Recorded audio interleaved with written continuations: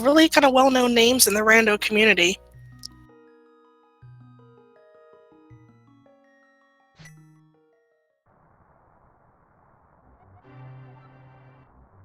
And we are off.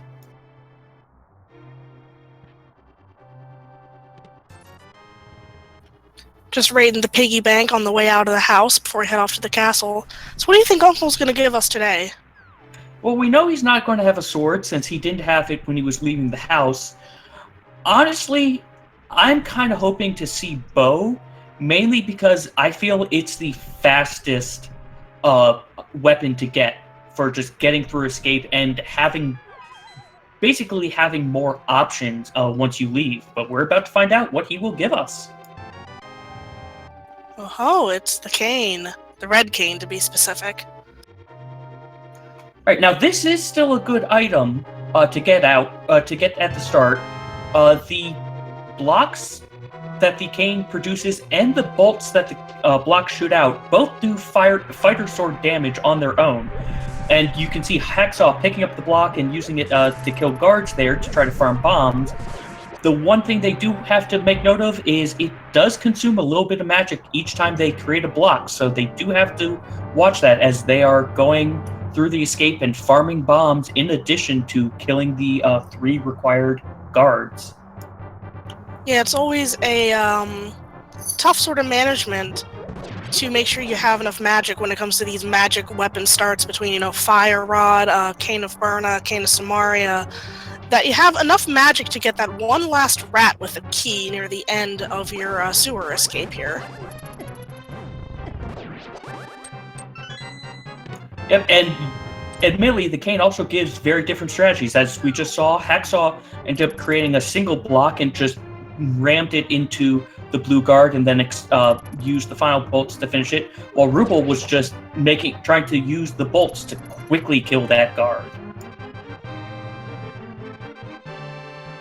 And luckily one of those guards did drop a mini magic pot, so even though Ruble did use a few more extra shots to get through that guard in the that room there, it's going to be not as much of a waste of magic as it could have been.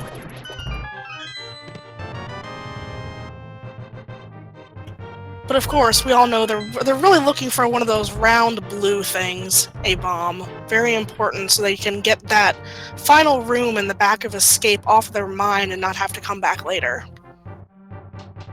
Yep, since admittedly, if you do have to come back, you really want to have the power glove when you come back so that you don't have to do that entire escape sequence again. Thankfully, if they do have to do it, they will have a free light cone in the sewers so that they can't get soft blocked.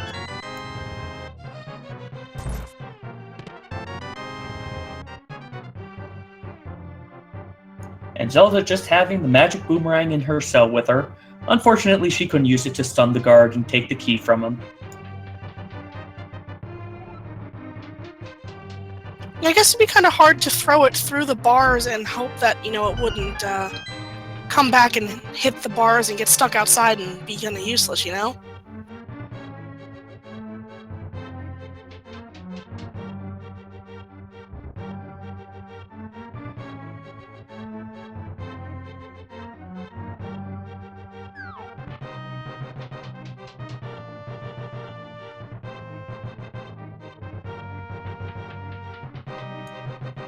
At this point, both of our racers are just going towards the back of sewers. I suspect they'll probably take a few easy kills, like Ruble is doing right here, using the pots to try to conserve some magic. At this stage, I'm guessing they're going to be waiting for either the snakes or hoping the rats end up dropping bombs. What I do like about the Cane of Samaria and also, I guess, the Cane of Burna strats as the first item is that one hallway with a bunch of snakes coming at you becomes kind of easy. That is true, since the block can do, I think it's either 3 or 4 hits before it just disappears on its own, so that the snakes can just bounce off of it all day before you need to put one up.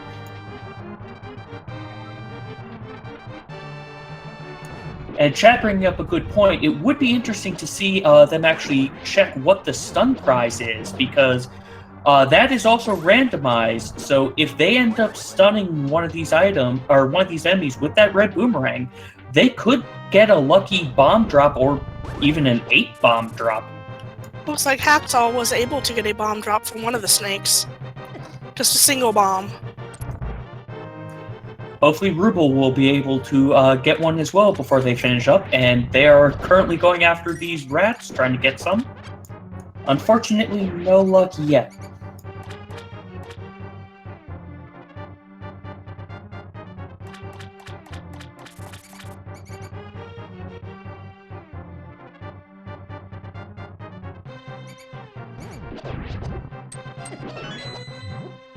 Hacksaww got a little lucky with that rat.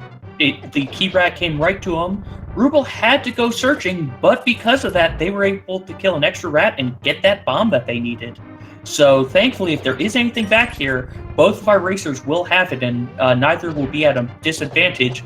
Unfortunately, it looks like there was nothing really of note back here today. Yeah, but it's always good to get this location out of your mind and not have to worry about coming back here later and, hoping that that one item you need for progression later on, you're like, well, is it could be back there? Could be back there? That's great, but you understand what I mean. Yep, and it's even worse in standard mode because it's in open mode. You know that it's a location, but standard mode, you generally assume that you've gotten it. And it looks like the Sanctuary has the bug net, so we might see some fairies getting trapped once they get a bottle. And an early map check looked like 2 crystals in Eastern and Hera, and Desert Palace was our blue pendant.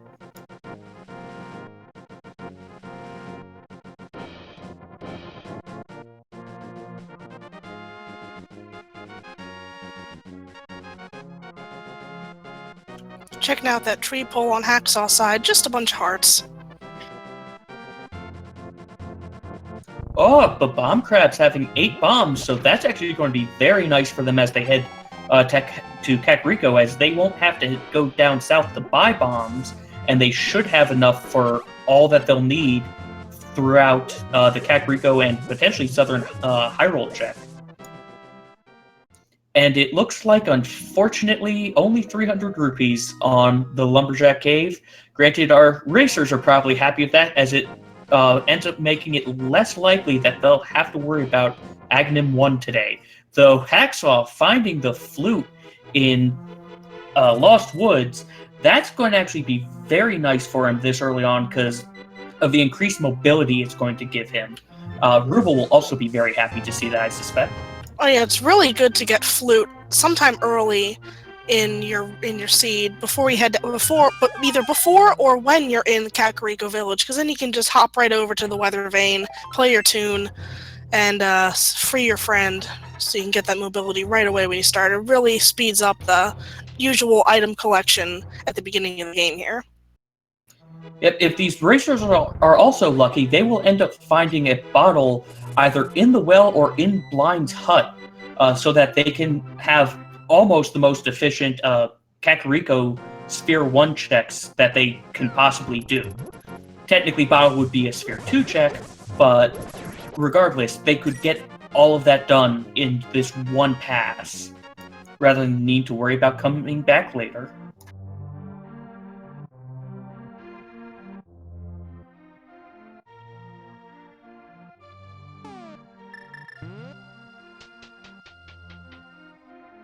So far, just a bunch of hearts and rupees, unfortunately, in Blind's hut.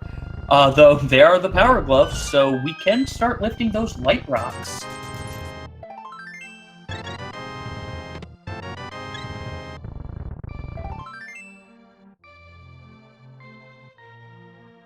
The other important thing about the glove is that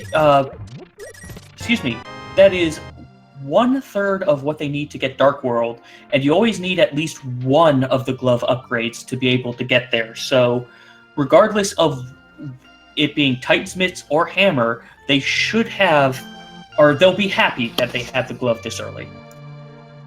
Yeah, and if they're up for sequence breaking, it also means they can do the first little area of Death Mountain by going to the dark rooms to rescue the old man, and then up towards the Spectacle Rock area to go check things out. Yep, though admittedly, since they have the flute, it wouldn't be as much of a sequence break. It would just be the dark room that will still be a sequence break until we get the lamp, though we did find blue mail in the well, so they have a little bit of safety to go with all the health that they've been getting. So hopefully early game won't be too bad, especially with having a shield from the bottle vendor and a sword in the chicken coop. Oh, Kakariko's more like an armory today. And yes, what you said about flute is true. They can get up to Death Mountain that way and just have the dark room as the sequence break area if they do so choose to save the old man in the dark. Early flute isn't a thing I personally see too often, so it kind of slipped my mind there, yes.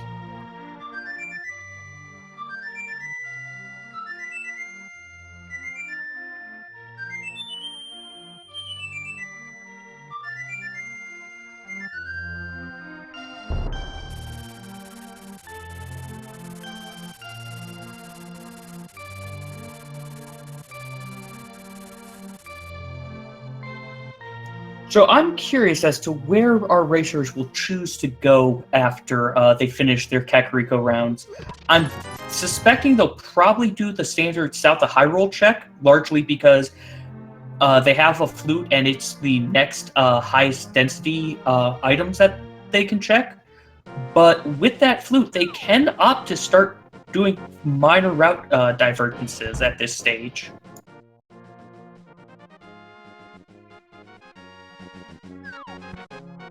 And yeah, Hacksaww going straight to the swamp area there to do the checks there as probably guessed, as we suggest there. Ruble almost saving quitting, not used to having the flute. Yep, but Ruble deciding to go to Death Mountain and get the old man early. Thankfully, with that sword, they can just charge it up and use the sparkles to have a rough idea of where they are. So it's not too bad to be able to do this. And getting the old man early does give the best respawn point to come back in from a save and quit, especially with the flute, since it's a quick talk to him to get a full heal, and then you just flute away to wherever you need to go.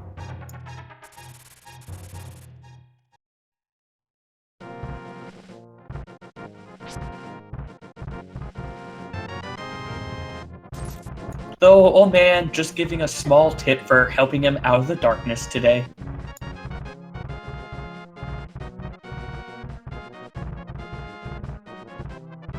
And while Ruble traverses up Death Mountain to check Spectacle Rock Cave, Hacksaww has made quick work of the mini Moldorms, and let's see what he finds in the back. Titan's mitts, very nice. So with that, Hacksaww just needs a Moon Pearl to be able to go into the Dark World.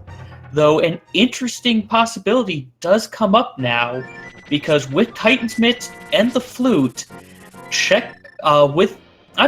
would require one more item. If he gets the mirror next, Checkerboard Cave comes into logic, even without the Moon Pearl.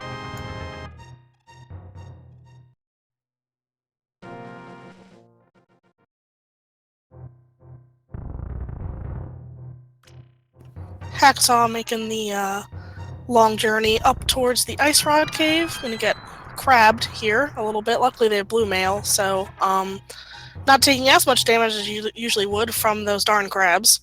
Let's see what's in this little location here.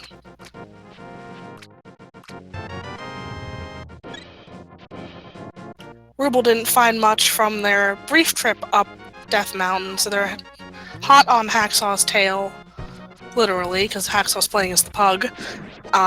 Checking out the area in South Hyrule. And with just a few arrows in the Ice Rod Cave, it looks like Hacksaww is opting to head towards Eastern Palace. So they'll probably be checking Sahasrara's 3 items, and then they may be taking their initial dip into Eastern Palace.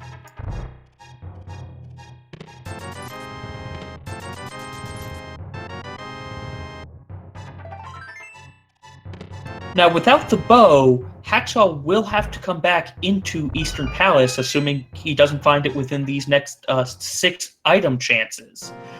Though, even still, this isn't a bad play, because he does need to find items, and this is a very dense location, and he did find the fire rod in the back of Sahasrala's hut. Hosty! So once he finds the Moon Pearl, assuming Gull Woods is a crystal, Hacksaww has everything he'll need to be able to clear it, and I suspect after Ruble finishes Ice Rod Cave, he will still be hot on Hacksaw's heels.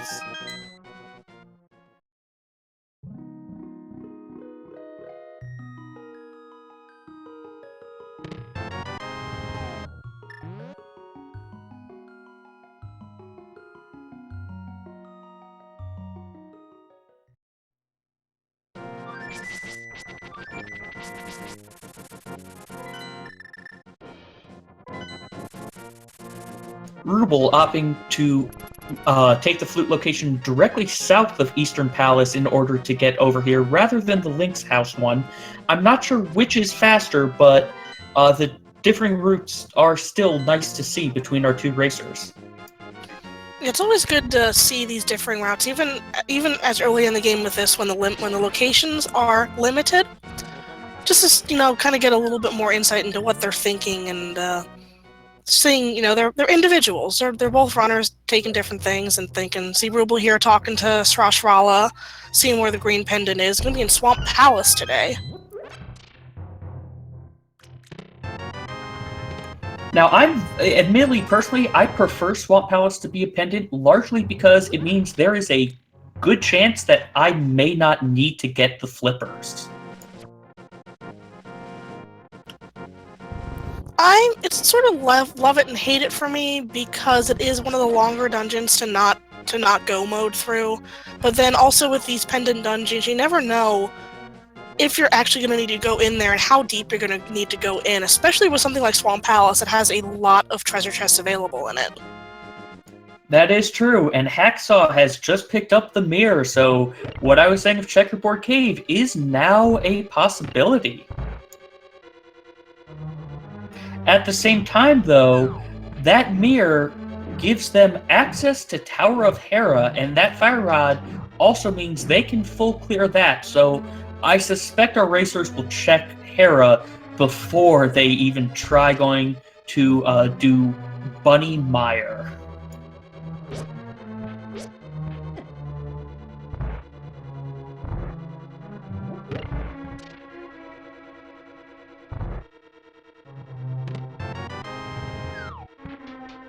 And there's our better and other boomerang.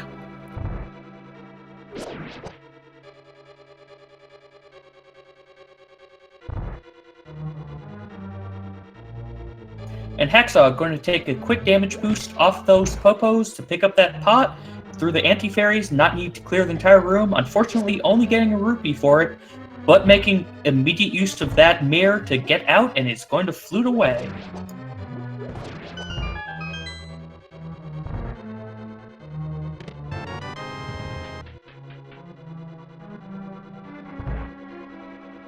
And Think Chat did just point out that I had forgotten. This mirror also means that they do have access to at least see what's in Desert. Desert could be boots locked, but we do also have Hacksaww coming into Bunny Mire. So the question is, will they be checking Desert, or will they be trying to go all the way to Checkerboard Cave, ignoring that Murder Dactyl? And the answer is apparently Desert. Gonna check the desert ledge here first. And ooh, silvers. Those will be very handy to have later on once I get the bow.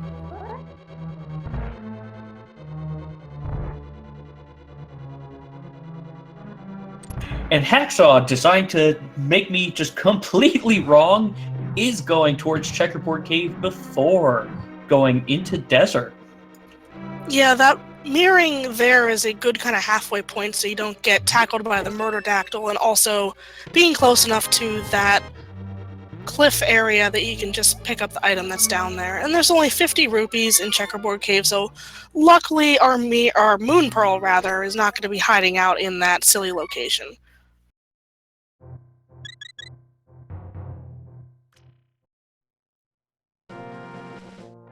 Oh, but looks like Hacksaww is going to be trying to get the Super Bunny glitch in the Mire shed.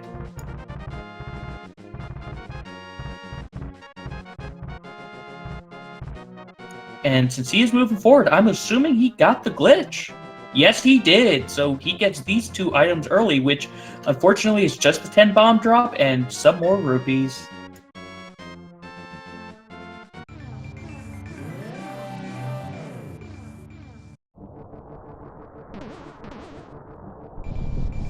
Meanwhile, Ruble has decided to go up to Hera first.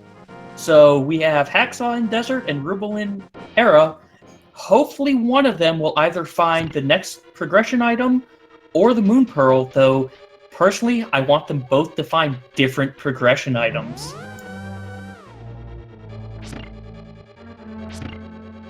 And unfortunately, it looks like the big key is on the torch, so unless this is a small key, Hacksaww will be... It is not a small key, it is bomb, so Hacksaww is done with what he can do in Desert Palace so far.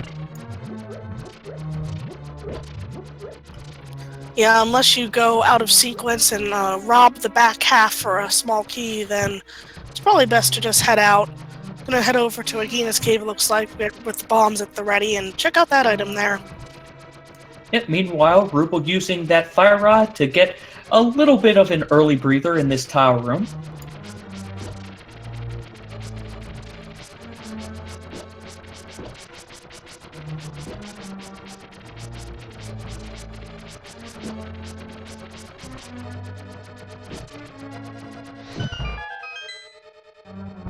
And nice use of the fire rod to kill that last tile for a little bit of a faster ending of that tile room. And with this, Ruble will be heading up the rest of the tower.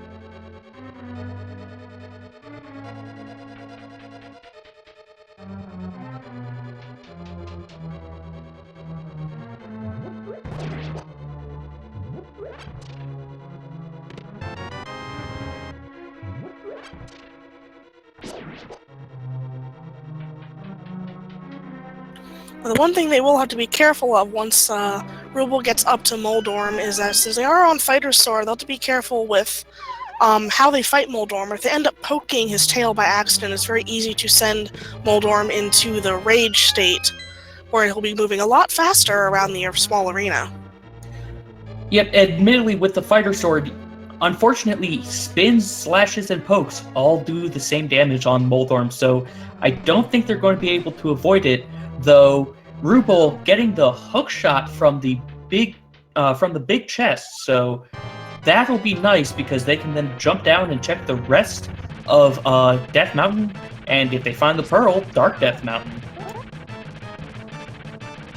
Yeah, very, very handy spot for that item to be.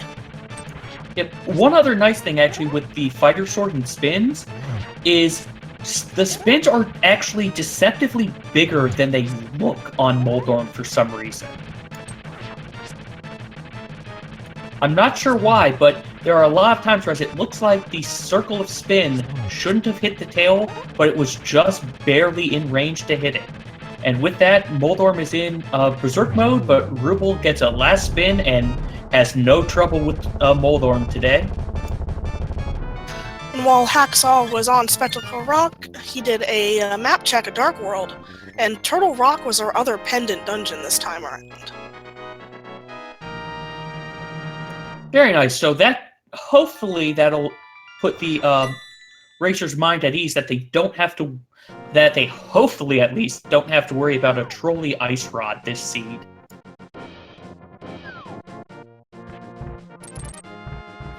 Hacksaww using Kane of Samaria strats to get their coffee break in the tile room here.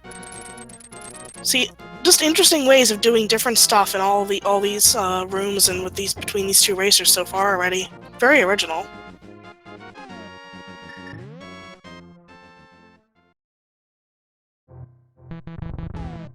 And Ruble making good use of the mirror glitch here. For those who aren't aware, if you use in Japanese 1.0, if you are in a cave such as this, oh, Moon Pearl, this is great for Ruble. But when you're pushing a block in a cave or basically anywhere, whereas I believe the mirror would not actually do its normal functions, the game basically glitches out while the block is moving and you try to use the mirror, and it despawns it because during that time the block technically doesn't exist as an entity. And getting cape and a bottled fairy as well, so with this, I suspect, unfortunately, Ruble taking a fall, though he is going... Oh, nope, he's not going for the bomb jump. I suspect he may go immediately into Dark World and then check Spiral Cave on his way back, on his way outside of the Dark World, and it does look like that is what he's doing.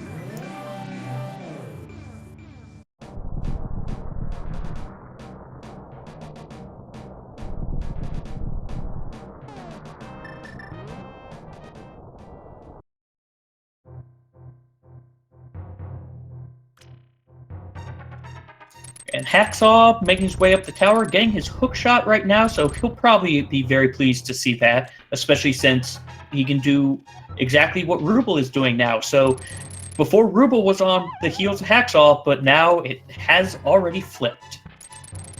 And Ruble showing off the other application of the moving block glitch is using the hook shot to hook onto something. When there's something behind it, like a chest or another block, you can pull yourself through the block as it's moving. Timing is a little bit different, I think, than compared to the mirror, but I know some people prefer it because they do get to move faster. And we're getting a quick check. It is Ether for Turtle Rock. And Ruble doing their own map check. Crystals 5 and 6 look to be at Palace of Darkness and Thieves Town this time around, and also gonna do the floating island check here. Yeah, just some errors. Error upgrade.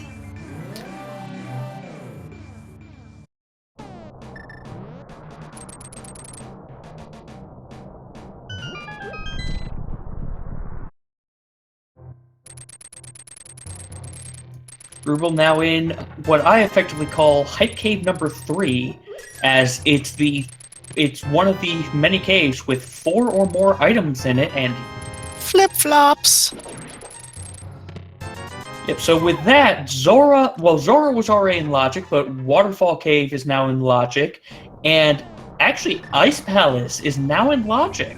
Though Fighter Sword Ice Palace is not something I wish upon any of these racers, and I'm now remembering what I always personally forget. Ice Palace needs the hammer. Yeah, it's just that one or two little areas there where you need to smash those whack-a-moles. Admittedly, as Chad is pointing out, with these flippers, this does mean that neither racer will need to kill Aghanim because they now have access to east and west side Dark World because they can swim through Dark Lake Hylia and take one of the docks and be able to access Palace of Darkness.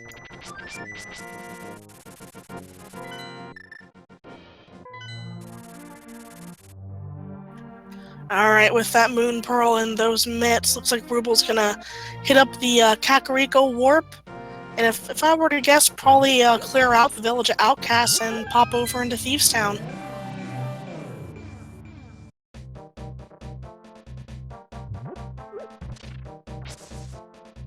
Oh, or not.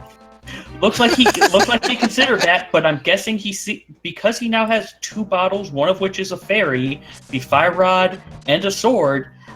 I can understand him wanting to come up here to just get Skull Woods out of the way, especially if he is confident with his fighter sword moth strategies.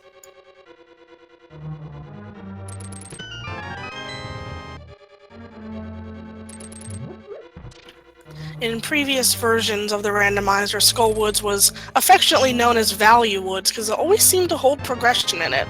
That's been edited and changed and evened out a little bit now, but I know some runners still tend to head up this way just to get it out of the way. It does only have 2 unique treasures in it, however, but it's a relatively simple dungeon to get through if you can clear it. Yeah, especially because you never have... When you end up coming back to do the moth, if you need to later, you never really have to do this front half in Randomizer if you have the fire rod.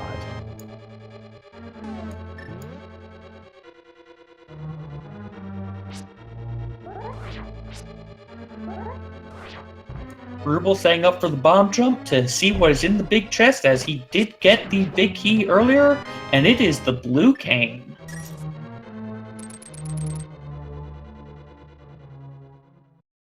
So blue cane not needed, but if they do end up choosing to go into Spike Cave, I believe it is the better of the 2 magic items to use because it will consume less magic when you go to pick up that big rock than the cake will, though it is a little bit slower due to the lag it generates. Handy dandy Samaria strat there in the button room with the 2 mummies. That room's very annoying to do it normally, having to pull that statue run. And we get a Master Sword. That'll definitely help in the fight against the giant moth. Yep, because with Master Sword, it will take only 5 spins, because Master Sword spin does the same amount of damage as Tempered Sword slashes. So rather than needing, I think it would be 10 Fighter Sword spins or 20 Fighter Sword slashes, the amount of time that this moth is going to take has just been cut down considerably.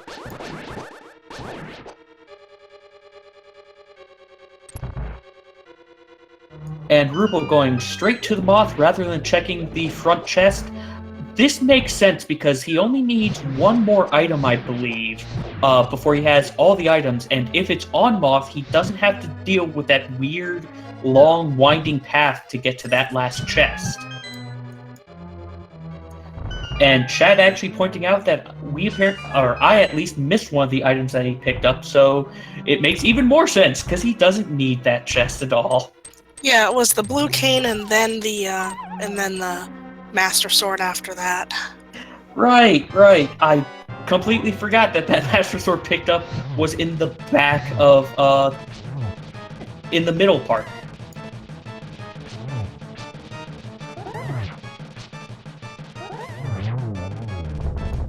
Getting off that 1 fire rod shot in the middle helped there. Very clean moth fight, dropping a burrito. And a crystal. Hacksaww, though, heading right behind his the heels. Did he pick up the Master Sword, though? Tracker has him with it, so... No! He has not yet gotten it. So this is going to be a significantly longer fight for Hacksaww, unfortunately.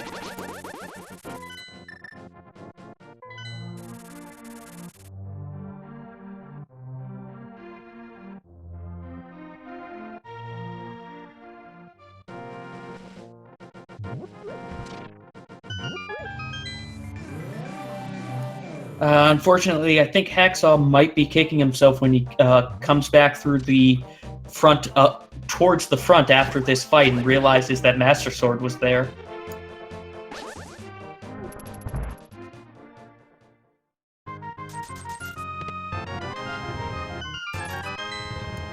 Ruble just getting 20 rupees, unfortunately, from the chess game, while Hacksaww needs to be a little careful, but is going to town on this moth. I do believe one of those bottles that the runners have picked up does have a fairy in it.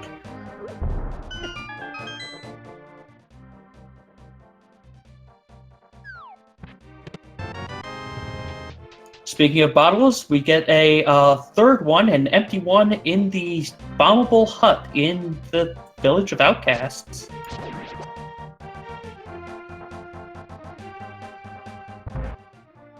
Hacksaww trying to use bee strats on the moth. Unfortunately, the bee has since left.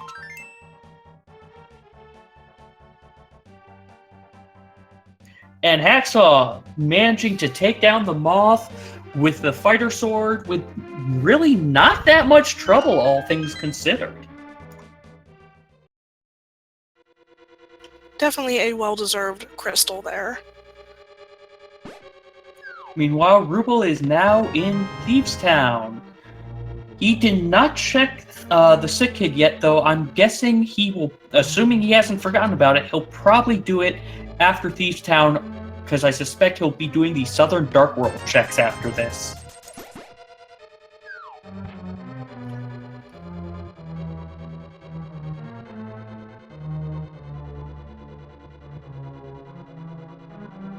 And as Hacksaww does not know that both the items are in front, he unfortunately has opened that chest in the back, finding a small key, but he will find his Master Sword shortly, probably be a little angry with himself of not picking it up earlier, but should be able to make up that time very quickly.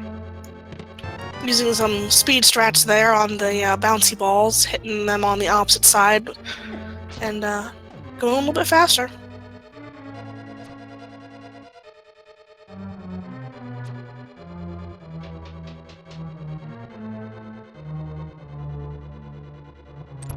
Hacksaww doubling back, forgetting that he hadn't checked this. Thankfully, he did double back because he now has his Master Sword.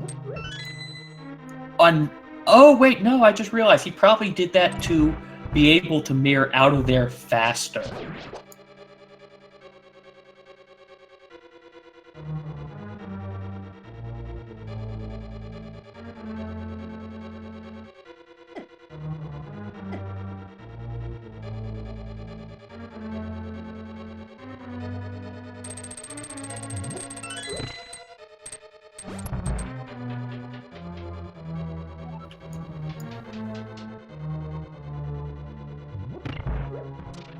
Now, the one thing Ruble has to be careful of, since he is in Thieves Town, is as they don't have the hammer, they do not want to see that small key show up. Because that small key means there could be an item in that back room. Especially as they only have 2 dungeon items left that they could possibly get of that small key and the map.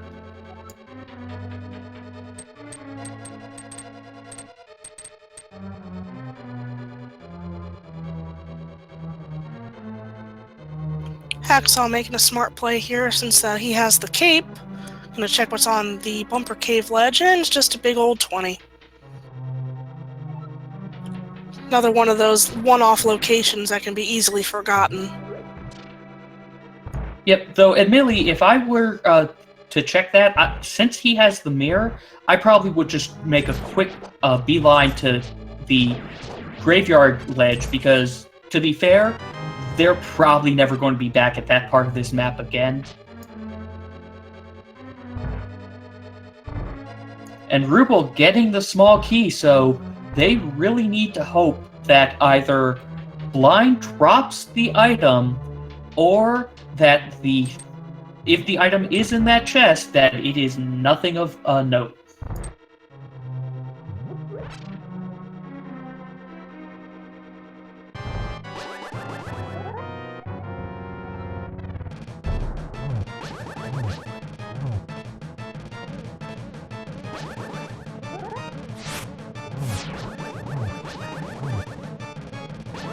Ruble doing a very fast script on Blind. Thankfully with Blind, if you can get your hits in at the same time, each fight, you can down them without a problem, and Blind dropping the map, so there is an item in the back of Thieves Town. Hopefully neither of our runners need to come back for it, because that is never a fun chest to have to come back for. Now, all the way in the bottom of the dungeon could just be, one silly little item, or it could be what you need. It's just one of those risks you have to take in Rando.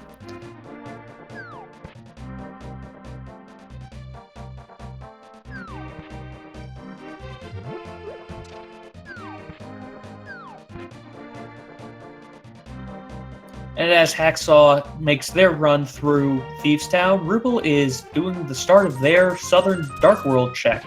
I suspect... Oh, and there's Ether Nice. immediately.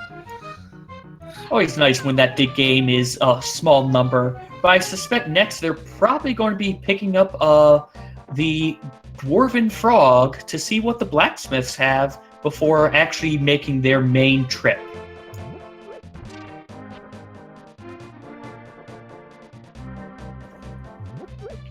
Yeah, nicely with the mirror, this is a very simple little trek to take.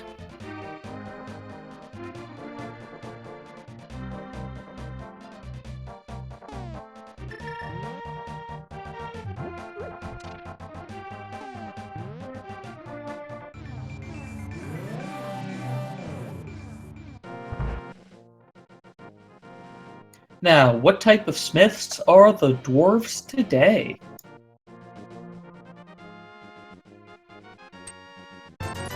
Shieldsmiths. So the fire shield, never really required, but it is nice when you're going up things such as the gauntlet, or even some sections of Misery Mire, or even Turtle Rock, because it can block those magic fireballs, which can save you a heart or two of damage here and there.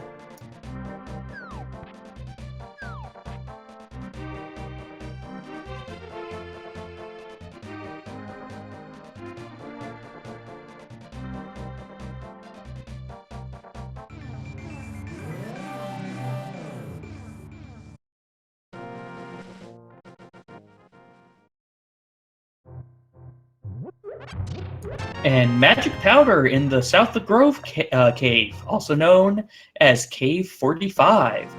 So with that, Ruble could go back to Magic Bat later, since they do have the mirror, though I suspect that'll probably be one of the much later checks, if ever done by them at this stage. Yeah, it might be done once they grab the hammer so they can combine hammer pegs with it at the same time.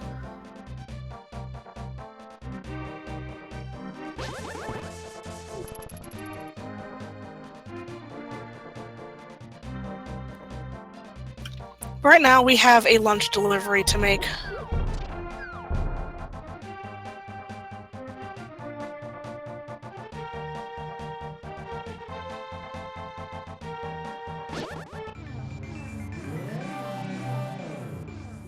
So what is in the mystery purple chest today? Just a broken bit of love. 1/4 serving of a heart.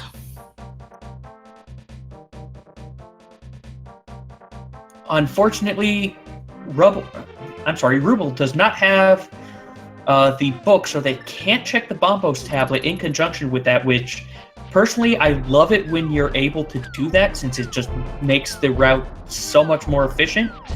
But they will eventually have to come back here for Swamp.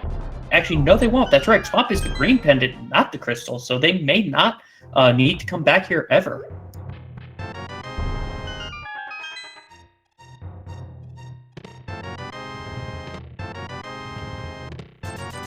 And we have Lamp and Boots in Hype Cave for Ruble, so that'll be very nice for them, because they can both go faster, and they now both have access to the 2 Boots locked locations near Sanctuary, Bonk Rocks and King's Tomb, and they also could complete Desert if they so desire. Also, that giant 300 rupee pack pushed Ruble over the edge for Zora money. Oh, Bombos is on the floating island today. I don't believe... Now, Ruble has not checked Misery Mire errors, so they do not know at this point that Bombos is required. They're either going to pick this up on the way back from Hobo, or just skip it for now and have to come back later.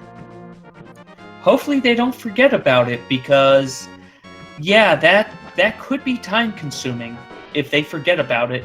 Of course, and Bridge Camper having a very reflective shield.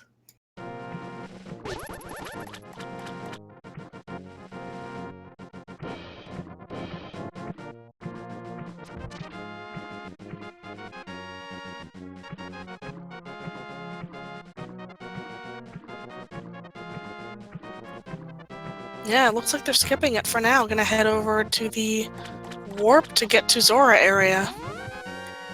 Admittedly, since they haven't been to Mire, I can understand this. Though, hopefully, I kind of hope they check the Mire area out quickly so that Bombos being there is still fresh in their mind. Yeah, hopefully they check the Mire area and see that, and then I guess a good play might be to get that Bombos and maybe not head right back to Mire right away and combo it with doing Ice Palace at the same time. Yeah, that hopefully will be what they end up doing. Though once they pick that up, I believe they do have everything they need to complete Mire. So Mire currently is completable. Ice Palace is completable. Really, I'm sorry, Ice Palace is not completable. I keep forgetting about that hammer. Darn smashy mallet thingy. Ruble gonna stop over at the ledge to pick up a soggy book. With that, they do now have access to the 2 tablets, and if they so desire, they could go see what's on the pedestal. I suspect checking the pedestal will be something they do when they just can't find... It would have to be the bow that they can't find, since you require the hammer to be able to get into Turtle Rock. And into Swamp Palace, actually.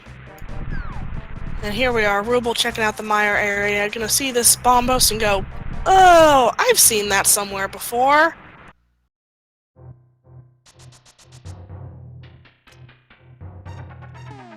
Meanwhile, Hacksaww doing their southern high roll check, so they're about to get powder from the Grove Cave.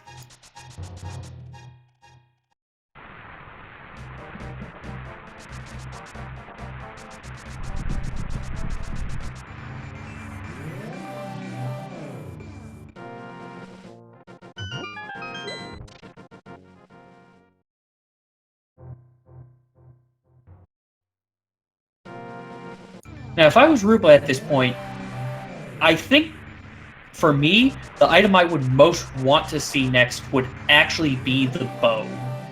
Mainly because that then guarantees there is nothing that I need on the pedestal. So, hopefully, I wouldn't have to go into Turtle Rock or Swamp Palace at all.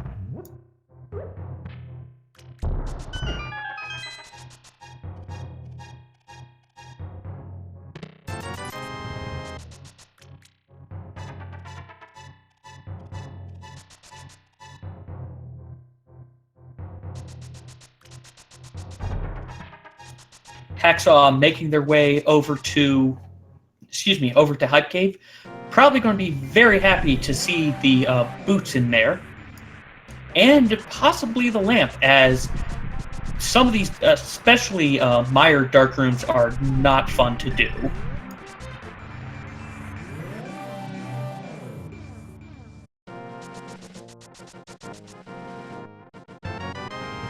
Yep, Ruble, those are silver arrows. I recommend picking them up. They're gonna dive into desert and see if anything good's in there. They do have the boots, so if they can clear out more things on this first trip through compared to what Hacksaww had to do.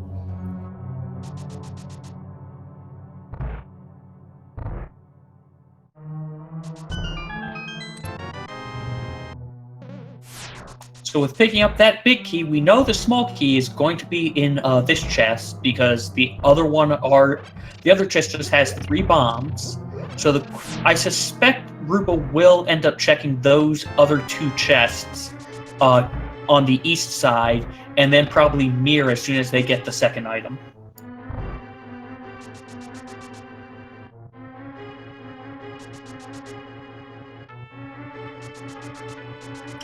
Hacksaww was checking out the King's Tomb, didn't find anything of use in there, unfortunately, for progression.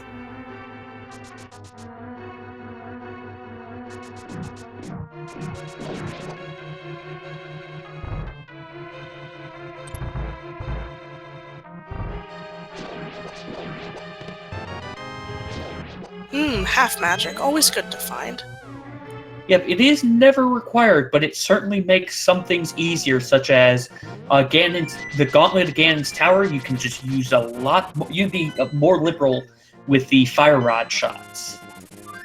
And that was all that Desert has in terms of items, so Ruble heading out of there as Desert is a pendant.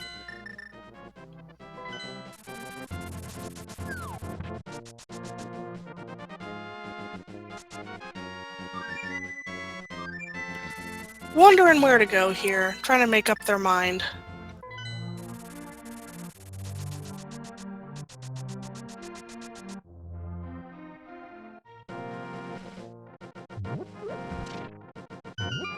Meanwhile, Hacksaww is checking Graveyard Ledge.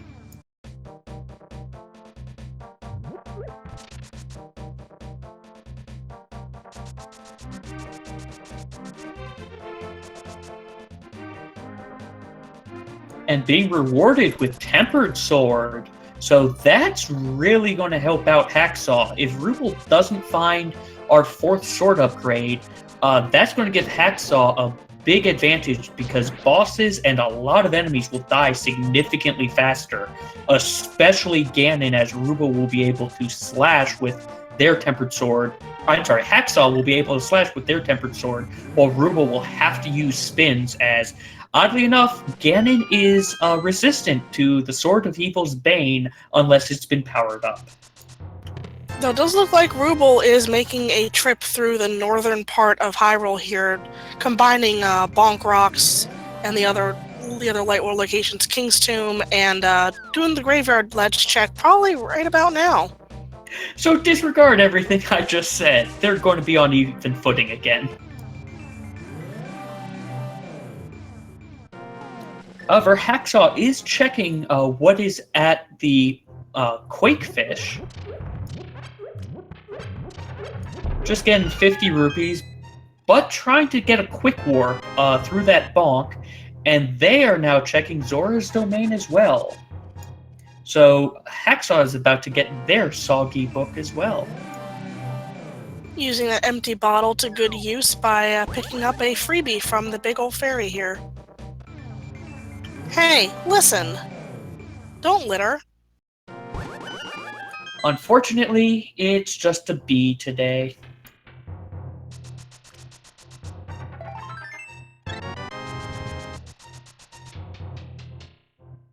Well, bottle does start with the letter B, so...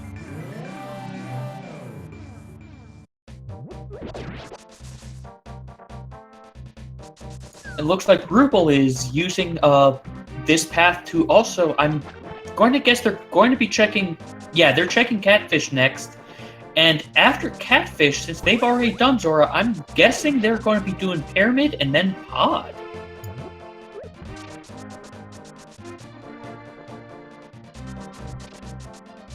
Yeah, hoping that somewhere in Pod will have... I guess it would be the, because you do need the hammer to get through Pod. And the bow to get through Pod, so hoping that it has one, the other, or even both. Yep, if it has the hammer, they'll be able to then finally clear Ice Palace, despite what I keep on saying earlier. Though if they find the bow, they can go clear out Eastern while they're there, even though they might not be able to finish up Palace of Darkness. And to answer chat, yes, Ruble is using the Roy sprite from Mario, so one of the Koopa kids, while Hacksaww is using the Pug sprite.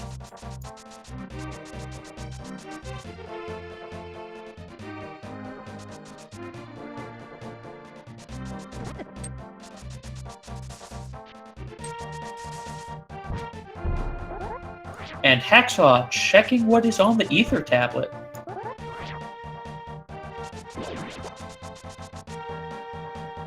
And just some bombs. And I missed what was on the pyramid. Just another quarter serving of heart.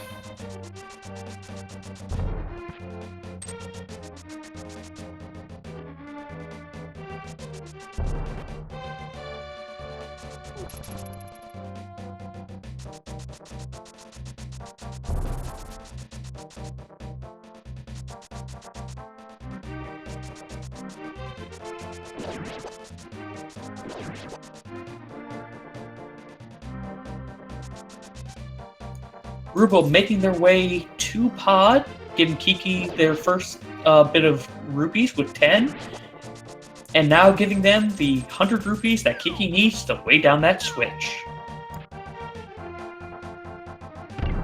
Also, that's how it works. Kiki doesn't weigh enough to hit the switch, so he requires all those 110 rupees to, be heavy enough to push the switch down. I get it. Yep.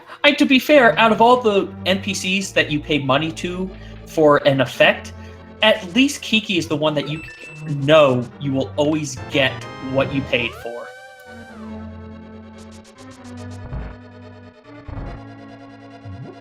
Meanwhile, Hacksaww has decided to go through and try to finish up Desert Palace. So they'll be getting their half magic in a bit, and probably then mirroring out.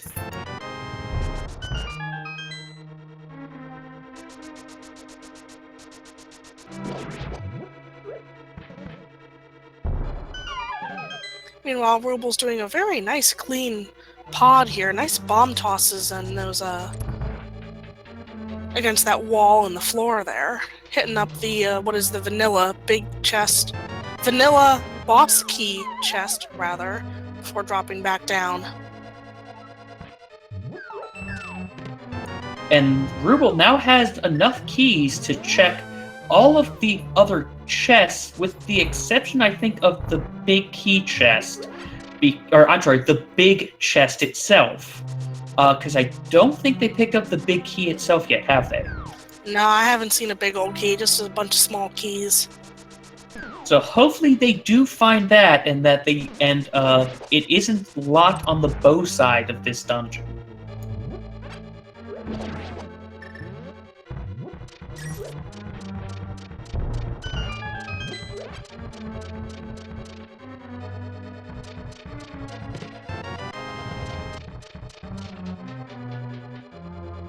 Ruble just having one more small key left to find in this dungeon.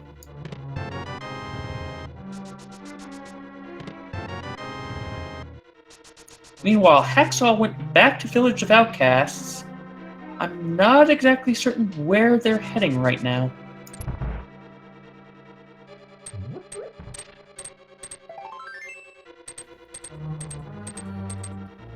I'm thinking... Nope, I was gonna say Bombo's tablet, but no, they're heading north. Oh, they're taking the southern route to get to Palace of Darkness, I bet. Alright, they're taking the southern of the 3 docks. Nope, I'm even more wrong. They're getting Bombos.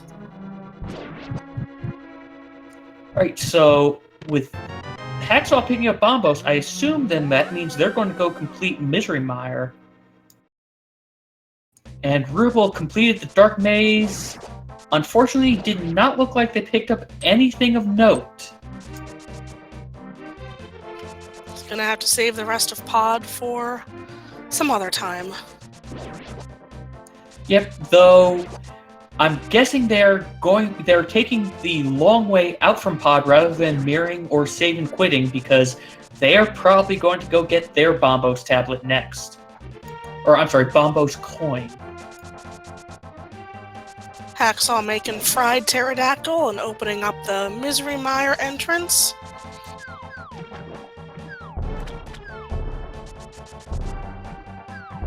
So, I will say, I do enjoy... These racers keep on changing who's following who. Admittedly, each time one of the racers has another dungeon completed that the other one hasn't done yet, but it is still great to see them constantly changing who appears to be effectively leading the pack. And Ruble actually opting... I enjoy how they keep on proving me wrong. So Ruble making the gamble on Ice Palace.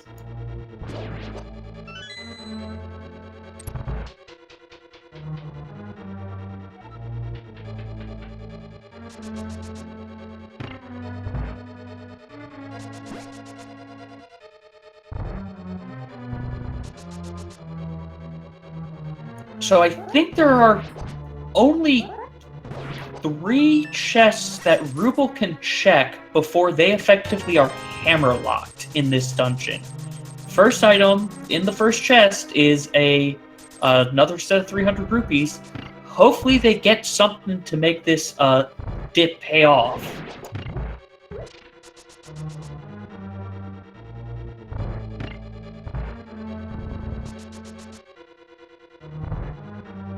And the more places that get checked with the more items that get picked up or not picked up, and when we're not finding stuff that we need, the more likely we're going to get pushed into some of these pendant dungeons that have a lot of items waiting for them.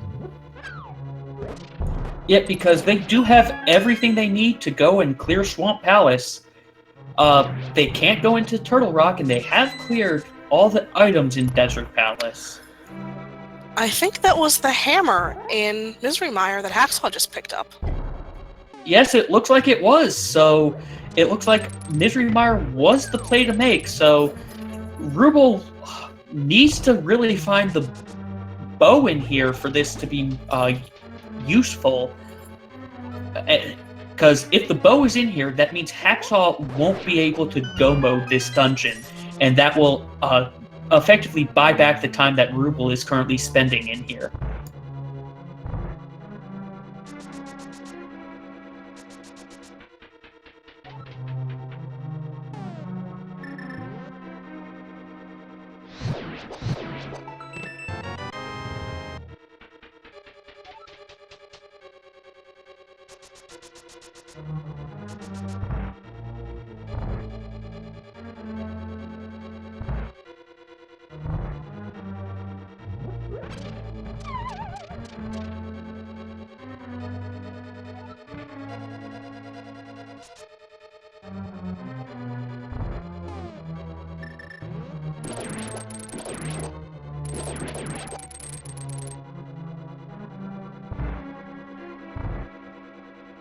And Hacksaww going to check the big key chest, trying to still find that last item, it looks like.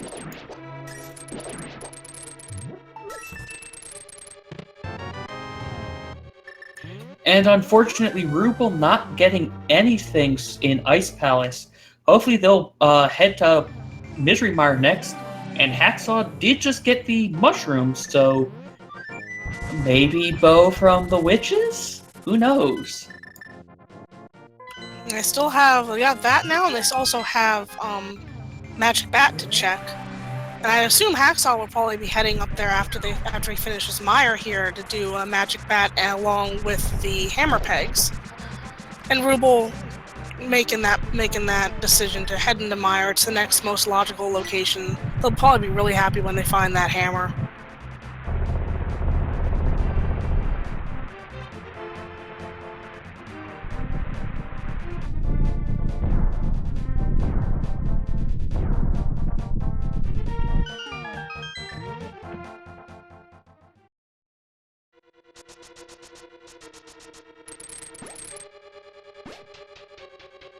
Hacksaww making good use of the cane dash there.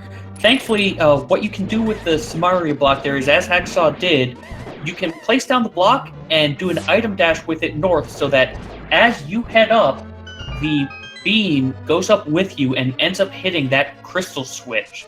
So it basically saves a tiny bit of time. Yes, it's very, very fancy, very good looking when it goes off right. And with that cape out, I assume we are about to see some cape strats on Vitreous. I love cape strats on Vitreous. It's just so satisfying to run up there and just go choom, choom, slashy, move, burn, destroy, and all that. Yep, and with Tempered as well, it makes quick work of those small eyes. Just a couple of slashes, and the big eye will be down as well.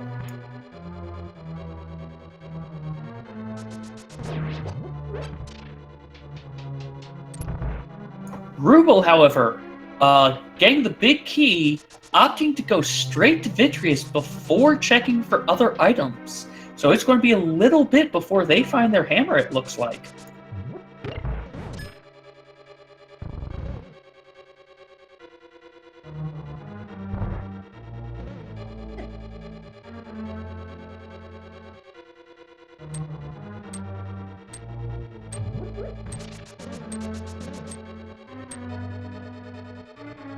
And Hacksaw opting to complete Ice Palace before checking the other Hammer Overworld locations, it looks like. Oh, nope, never mind, fluting away again. Ah, yes, mushroom. That is fair, because if they get the bow, they will be in go mode.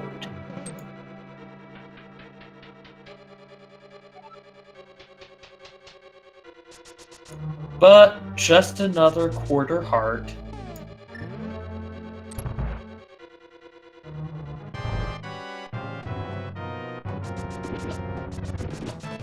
Ruble doing cape strats as well. Cape and dash through all the eyes to make quick work of them. Getting a dash in on the big eye as well.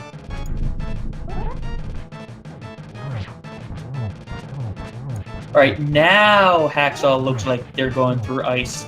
And this makes sense because it is a crystal dungeon that they need to clear. They have all the items they need to clear it, and especially they have Tempered Sword, so Cold Stare hopefully will not be a issue, as opposed to trying to do Fighter Sword Cold Stare.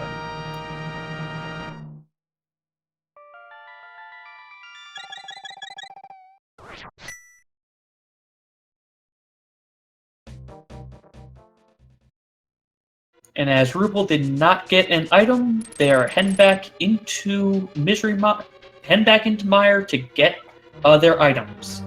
They will definitely be happy once they get that hammer.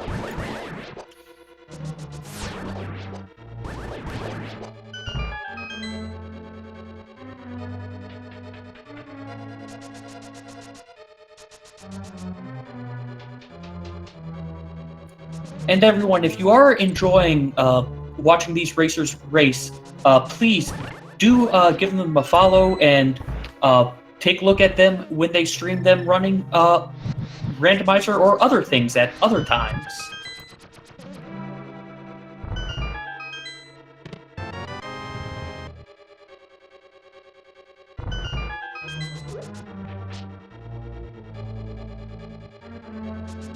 Ruble getting the hammer and deciding not to bother checking the vanilla big key, vanilla big key chest. So hopefully they will check the chest just outside of the big chest room before they check the big chest itself, and that is what it looks like they are doing.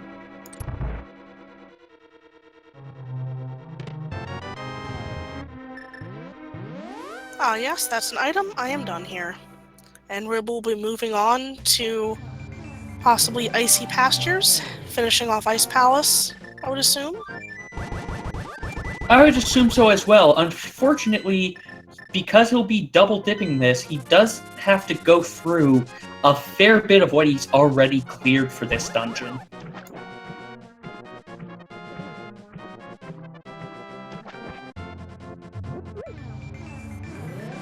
Hacksaw deciding to use the bomb, or attempting to get that bomb jump, which would have allowed them to go to the Hookshot Cave without needing to go back up north again. Unfortunately, as they didn't have a small key, they wouldn't have been able to go to the Iced Tea Room yet.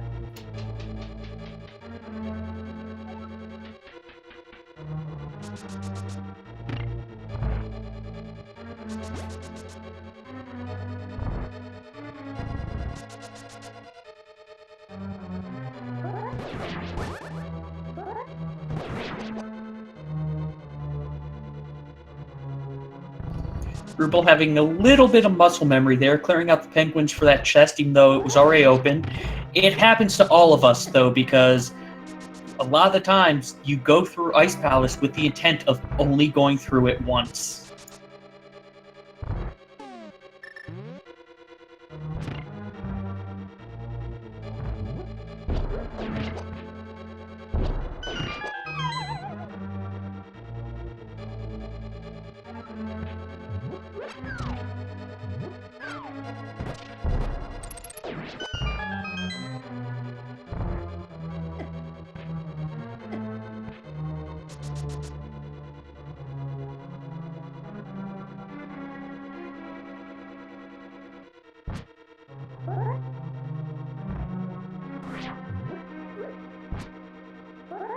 Ruble throwing that bomb away. Nope, that bomb wasn't good. Nope, that one wasn't either.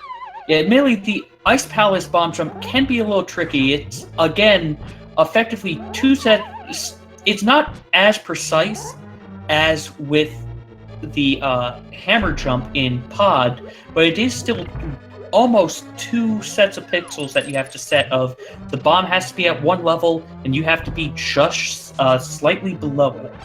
But they did make their way through.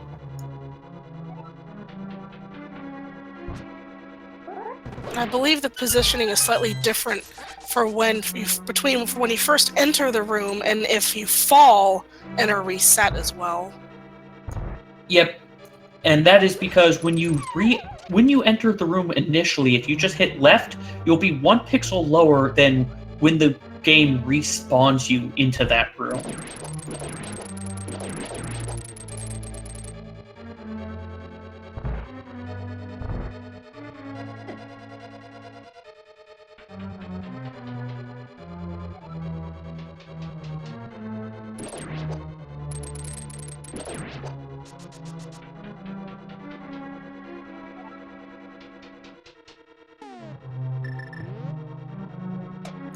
And with that, it looks like Cold Stare has the final item.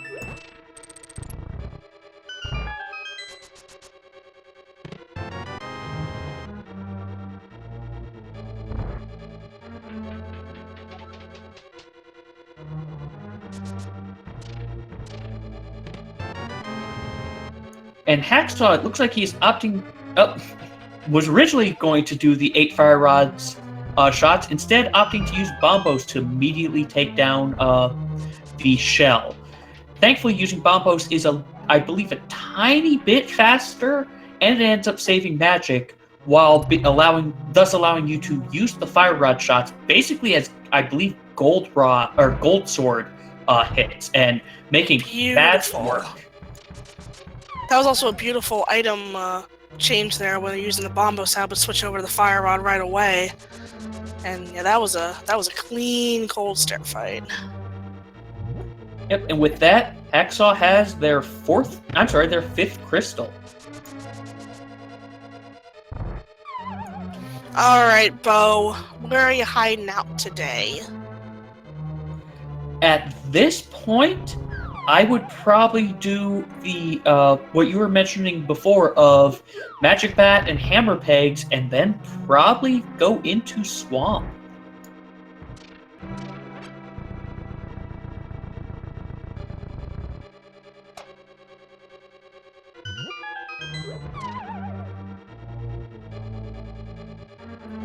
Although it seems Hacksaww is hoping for a bow and pod. Maybe? Nope. Gonna leave this area.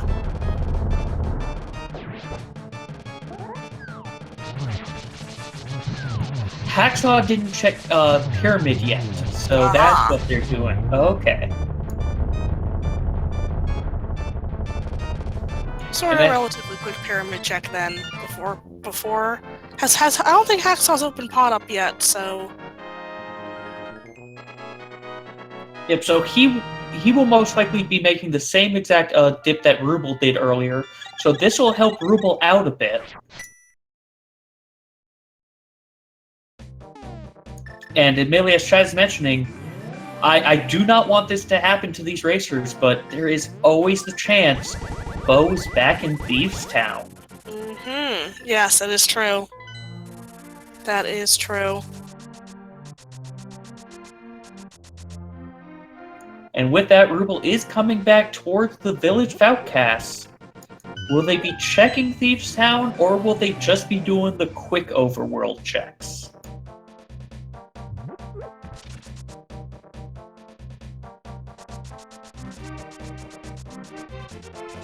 It looks like the quick checks it is. They're dashing towards the ruined blacksmith hut and will be doing hammer pegs and most likely doing the magic bat next.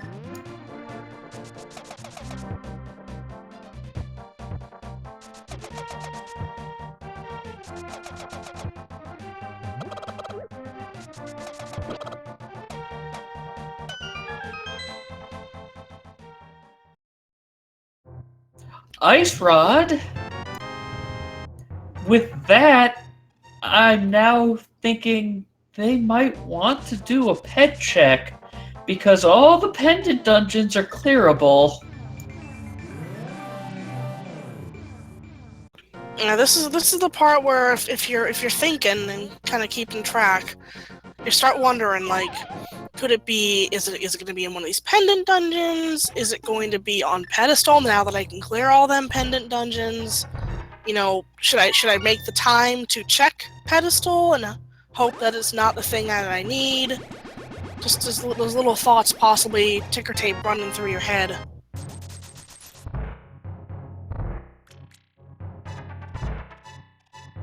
Because at this point, I'm not sure, other than Spike Cave, I don't think Ruble has really any other overworld locations left to check.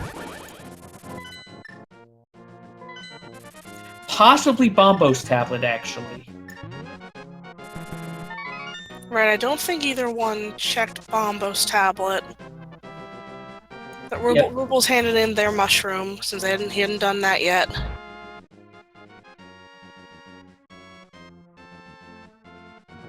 Doesn't want that quarter heart.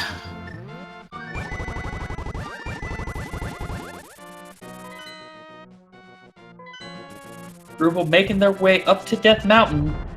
I'm wondering, are they doing Turtle Rock, or are they checking, I don't remember if Ruble checked Ether yet, but it looks like they are going to Turtle Rock.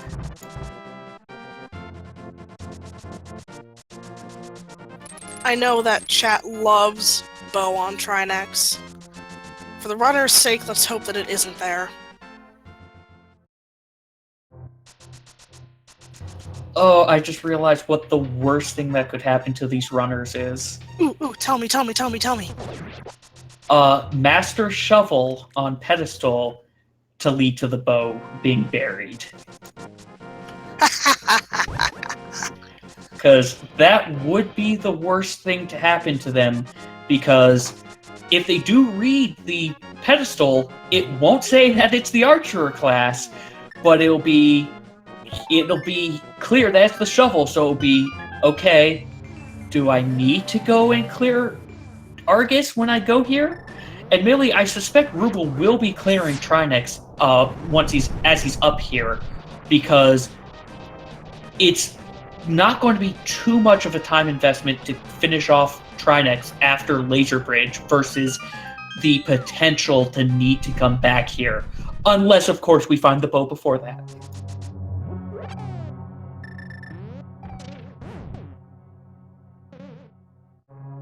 Or, the possibility that Trinex just has, well, I mean, even if Trinex has something like the map or the compass, then you still have to wonder, should I clear them and just get the pendant while I'm all the way deep in here, just in case? Yep, and admittedly, Ruble may be feeling a little bit behind because they did see Bombos early on, but opted not to do Misery Mire and did the Pod Dip and the Ice Palace Dip. Meanwhile, Hacksaww is making the Swamp Palace play, so we have both pendant dungeons being checked. Yeah, both big ticket ones here. Admittedly, Swamp Palace has the advantage of naturally having 6 items in it, plus being green pendant, so that's a 7th item. And Ruble making nice use of the blue cane here to just dash through those spikes. I love that dashing pose when you're going straight down like that, just posing and not getting hit by anything. Look at me, I'm invincible, whee! Or something like that.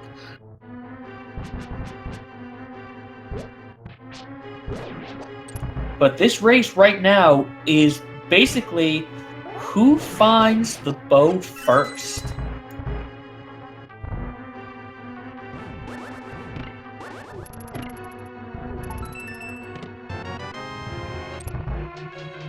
It's like watching every single one of these chests open with your breath held. Like, is that it? Is that it? Is this it?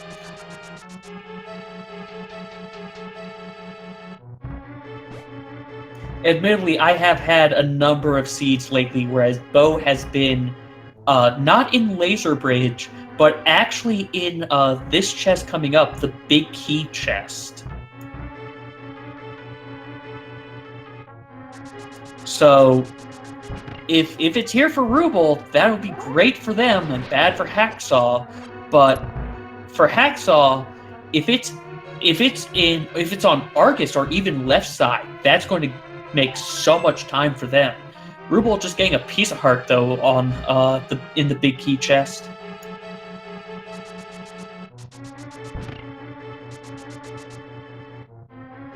Also, I must say, I enjoy how Roy's bunny sprite keeps his shades.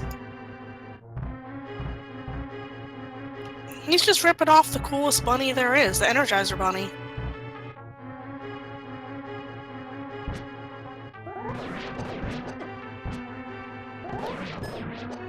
Ruble making quick work of those pokies. Thankfully, just if you can get them with 2 hits of your Tempered Sword spin, they will go down nice and quick. Yeah, this Turtle Rock's been going real smooth for Ruble.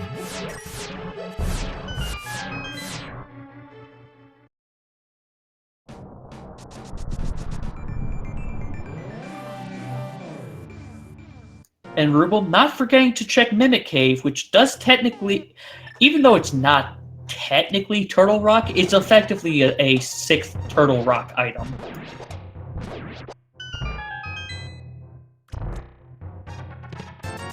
Nah, just a big 20.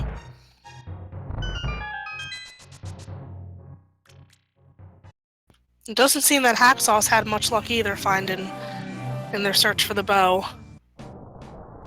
So, as viewers and commentators, we will know if they don't get it from this, it's either going to be Green Pendant or Pedestal at this point.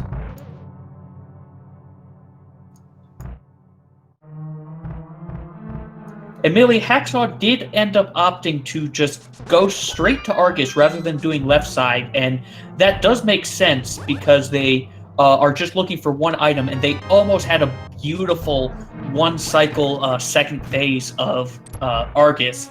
Managed to still pull it out, Argus only having a map and the green pendant. I suspect Hacksaww will be heading back in to clear out the rest of the items in this dungeon.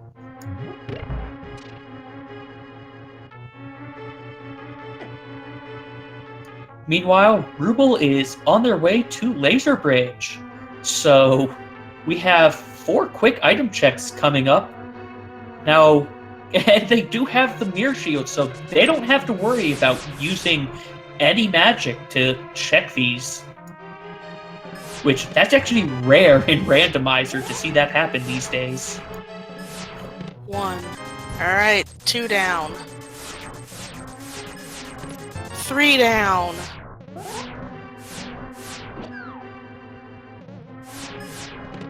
And 4.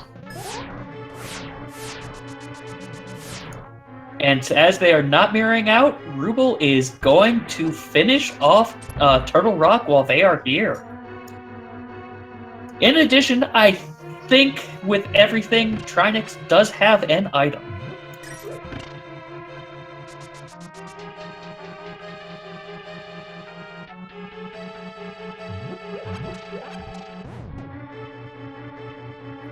Meanwhile, Hacksaww solving the puzzles, making their way to open up the left side of Swamp for exploration.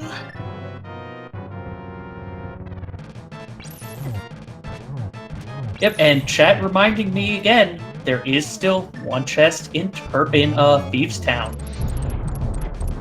Which that would be the worst for these racers at this point, I think.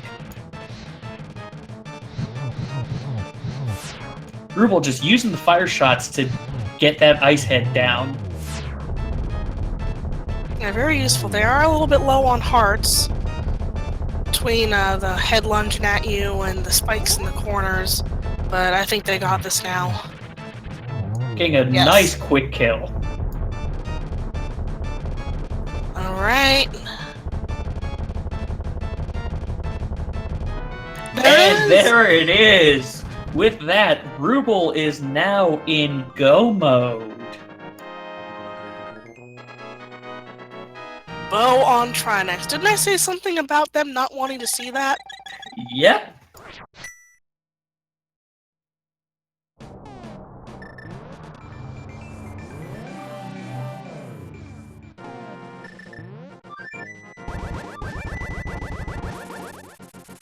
I think Hacksaw's using this location opportunity to do that Bombos tablet check.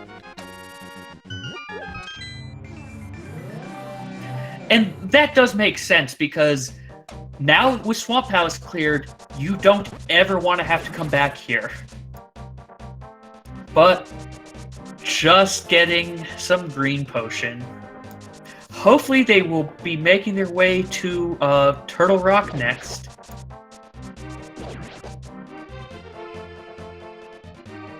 No, they're finally doing their pod play, it looks like. Oh no. I understand. I have seen Bo be, you know, stuck away in pod kind of early on there, but now that we know it's in Turtle Rock, it's a little sad.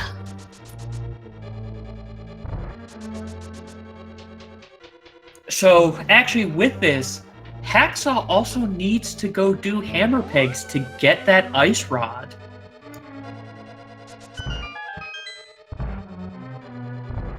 Okay, now the pod play makes sense, because they're also using this path to turn... They were using this path to turn in the green pendant, though I'm not really confused as to actually where they're going.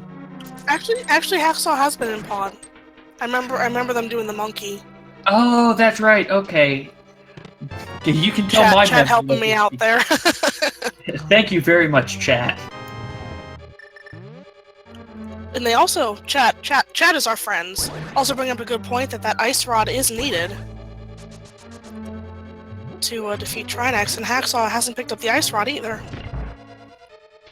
Though they are now over at Hammer Peg, so they are about to get their ice rod.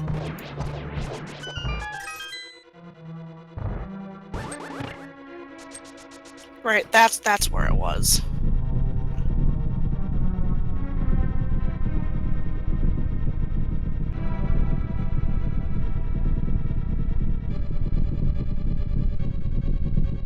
Yeah, getting that ice rod, probably thinking, okay.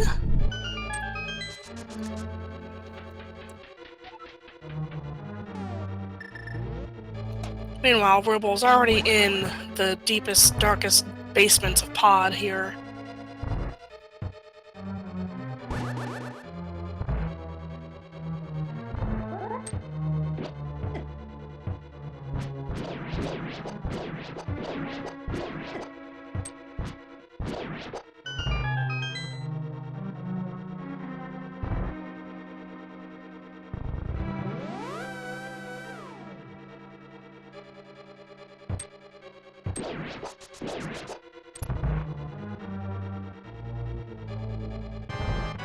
And here we are at Helmsor.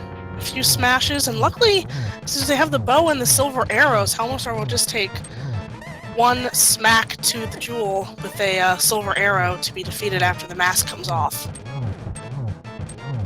Yep, though his erratic movement can be problems at times. Yep, there you go.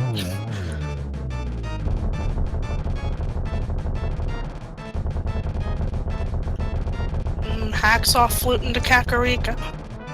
I had to think of the drip head check.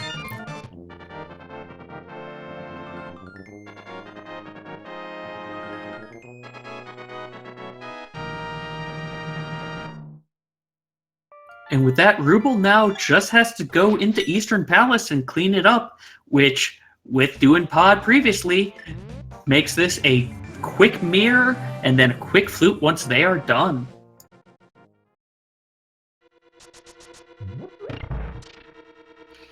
Pedestal just with a little tiny piece of love. Hacksaw probably going, okay, so that's not needed. Where to now? Alright, doing the Turtle Rock play. Good.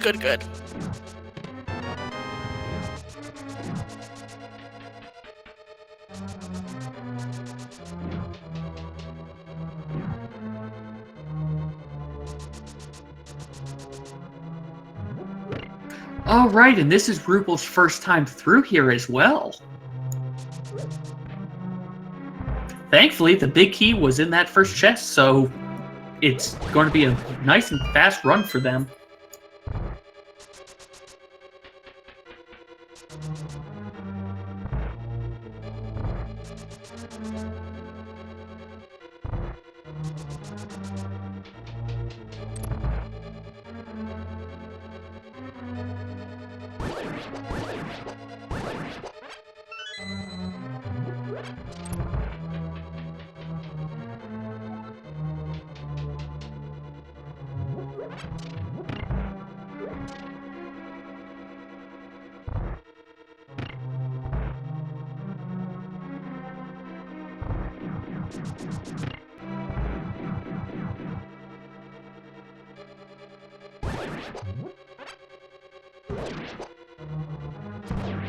At Red Igor trying to get a hug, but thankfully Ruble was able to shoot it beforehand. And with this, Ruble is now on to Armos, which will go down with just 6 quick silver arrows.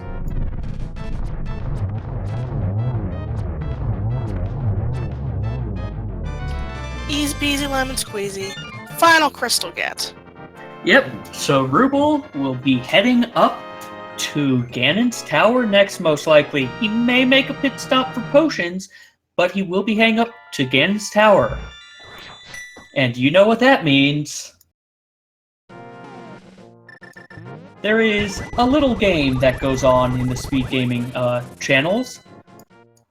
If you are subscribed to one of the speed gaming channels or have donated, I believe it's 250 bits across the speed gaming channels, you will be able to guess the number that you think the big key will be in.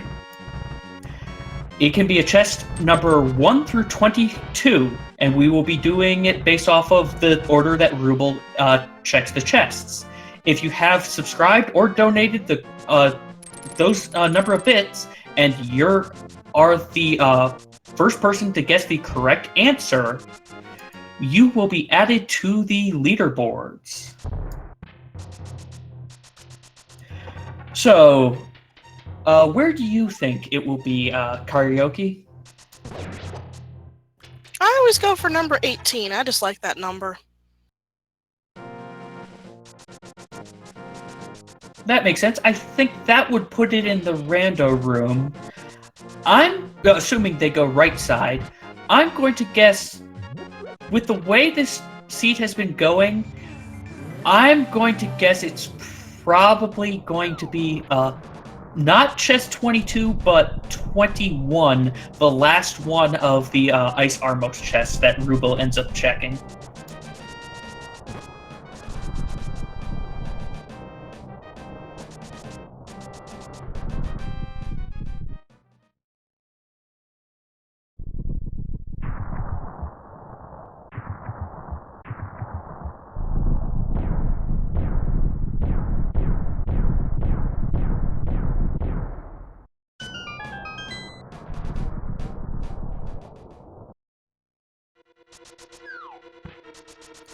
And Ruble making the standard right side play. If they find a small key in here, they'll be able to proceed. Otherwise, they'll need to bet. And there's a small key immediately. Actually, 2 of them. So with that, Ruble will be able to continue on the left side. So this will give this will allow them to get these chests nice and quick. They could choose to go straight to Ice Armos from here afterwards, but most racers will opt to instead mirror out and check the left side before doing Ice Armos, and putting them as the second to last thing they do. Tower Room, of course, being the last thing because it takes the most amount of time. Though there are the exceptions, whereas people sometimes do Tile Room as the first thing because they feel behind and they want to take that gamble. And Ruble finding the Sanctuary Heart on right side, so getting a nice full heal. Unfortunately, no big key yet, so that was chest number 6 so far. Alright, good that you're counting, because I kind of lost track there. We're on number 7 was number 6. Gonna head over to the left side now. Number 7, Bob's Torch, just 50 rupees. So it looks like Bob gets to live today.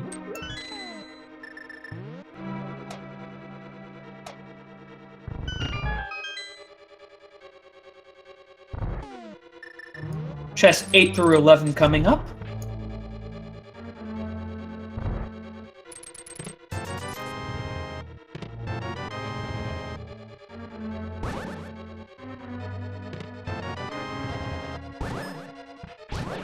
So far, nothing.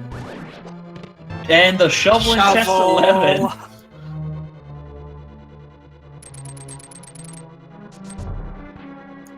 And while Ruble is making their way through Gan's Tower, Hacksaww is making decently fast work of, decently fast work of Turtle Rock, and there it is, chest number 12.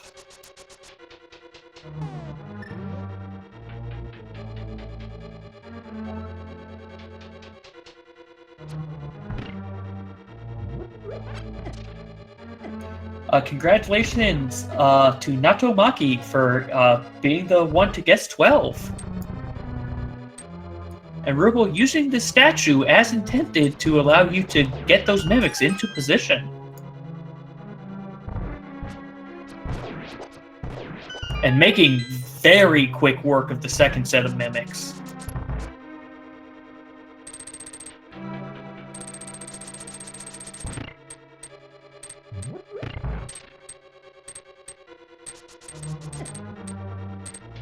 Thankfully, with Tempered Sword and Blue Mail, Half Magic, and 3 bottles, Gauntlet should not be a problem for Ruble. There is, however, always the chance of a very trolly Moldorm, or a few accidental falls or hugs to Ganon for Hacksaww to be able to make up some time, but this is definitely right now Ruble's race to lose, unfortunately. And hopefully I did not just curse him like I myself have been cursed in this situation.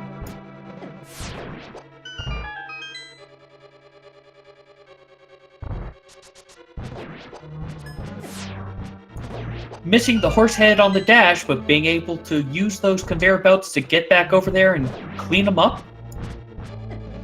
Having a little bit of trouble with this one on ice. The Beamos and Fireball can be annoying. And opting to get the fairy here. Taking the safety here. I think waiting a little bit to resync the Landmolas, and all 3 of them are going to pop up, and nice spin there to start it off. Yeah, thankfully, it's just one spin, either 2 tempered spins or a spin and a fire rod shot to take him down, as Ruble is showing. And with that, he's on to the next stage of the gauntlet.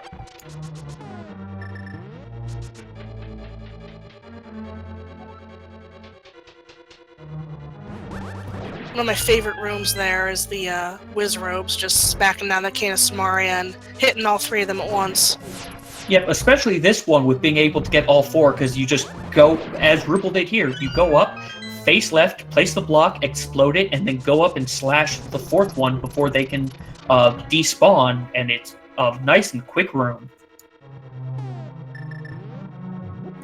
And making use of that half magic to only need to change items once and get all these fire rod shots off.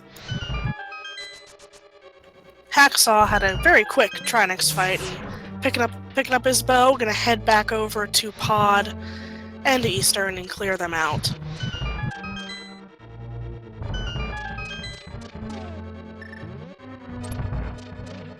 Yeah, thankfully for Hacksaww, as they have been through both of these, I believe they just need to find the big key on right side of Pod, and then they're clear to go straight to both the bosses.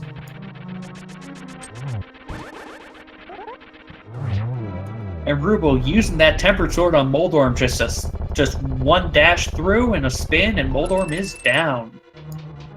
And his treasure is safe. Ruble doesn't need anything at this point. With silver arrows, Tempered Sword, blue mail, it's all good. Yep, the only thing that could help him at this point would be Gold Sword to make Ganon require half as many hits per phase, but it's really... if you are comfortable with tempered, you can do it just as fast with tempered as you could with gold sword. Nice double to start off the Aghanim 2 fight.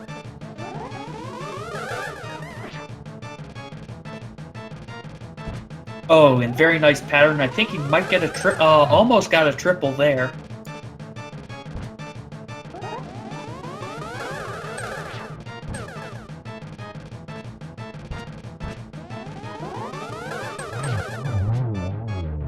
I think we got 2-2, basically like 2-0-2-0-2 there for Aghanim. Getting off those hookshot bonks. Hookshot bonks should be a new thing added to credits. What do you think? No, because you use it for spin speed so much.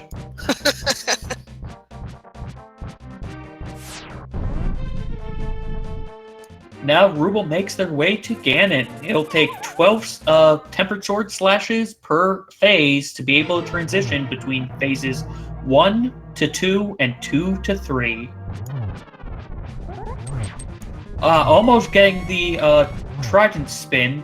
What Ruble is trying to do there is you can charge up your sword so that you hit Ganon with one of the spins, bounce off the trident, and then hit Ganon with a second spin. But he is now making use of that cape and half magic to be able to just spin Ganon through phase 2 and to be able to get to a quick phase 3.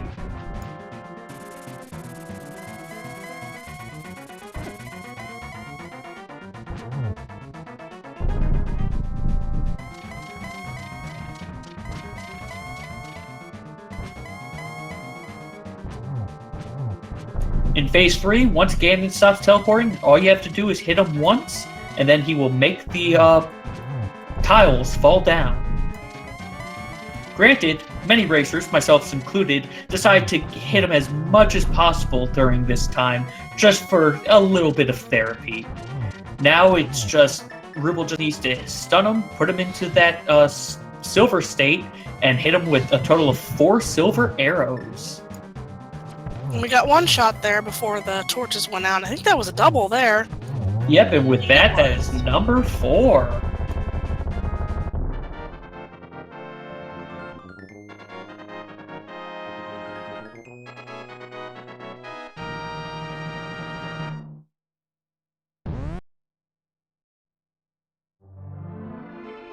And with that, Ruble has finished in first with a speedracing.tv time of 1 hour, 43 minutes, and 6 seconds. Congratulations to Ruble. Congratulations, GG's, and apparently B's, because B-Torp was here.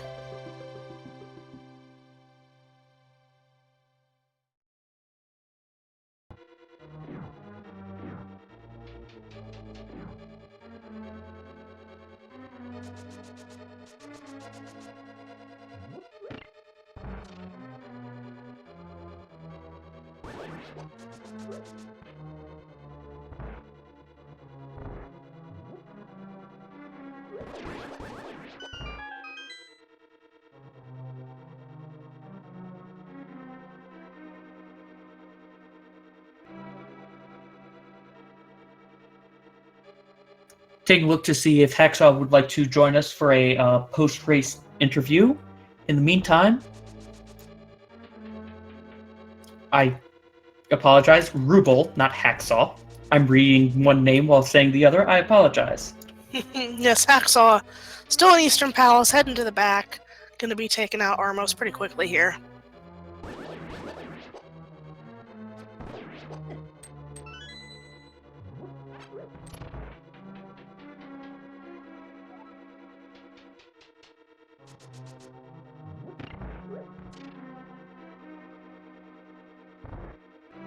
And Ruble is joining us. Ruble, congratulations on your win. GG. Thank you. Yeah, I said this in the race chat, but I definitely do not deserve to win that race.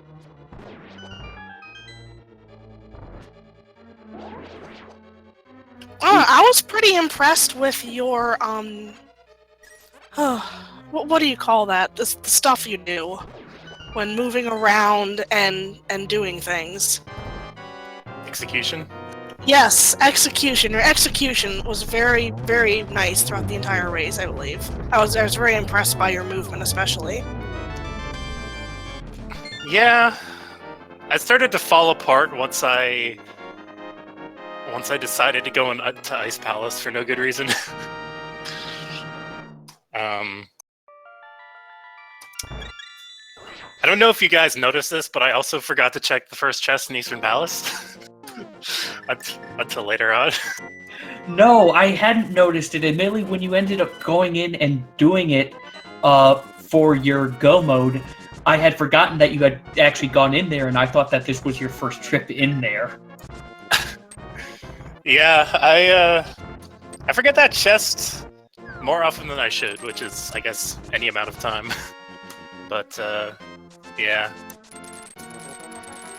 I wasn't really feeling that great about my play today. It mostly started off when I decided to go to the mountain right away. And I'm like, why would I do this? There's 2 items I can get. And one of them sequence broken. And then I ended up having to go back there and you know, go back to Hera anyway. Yep.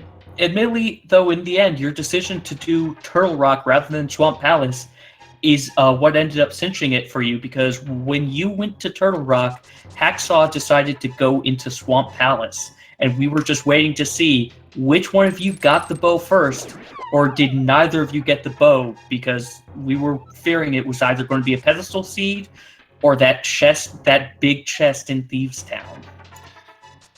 Yeah.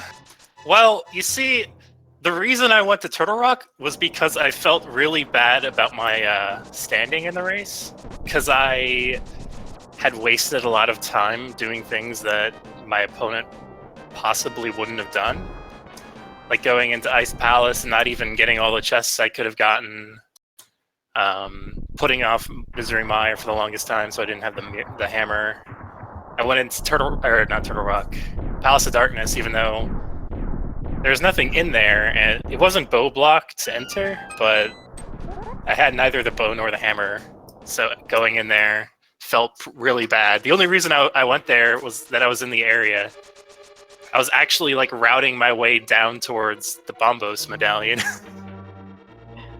That's fair. Admittedly, Hacksaww ended up making, with the exception of the Ice Palace double dip, Hacksaww made a lot of the same decisions that you ended up doing, of checking pod when they could, even though they didn't have hammer or bow, because they needed to try to find really both of those, just like you were.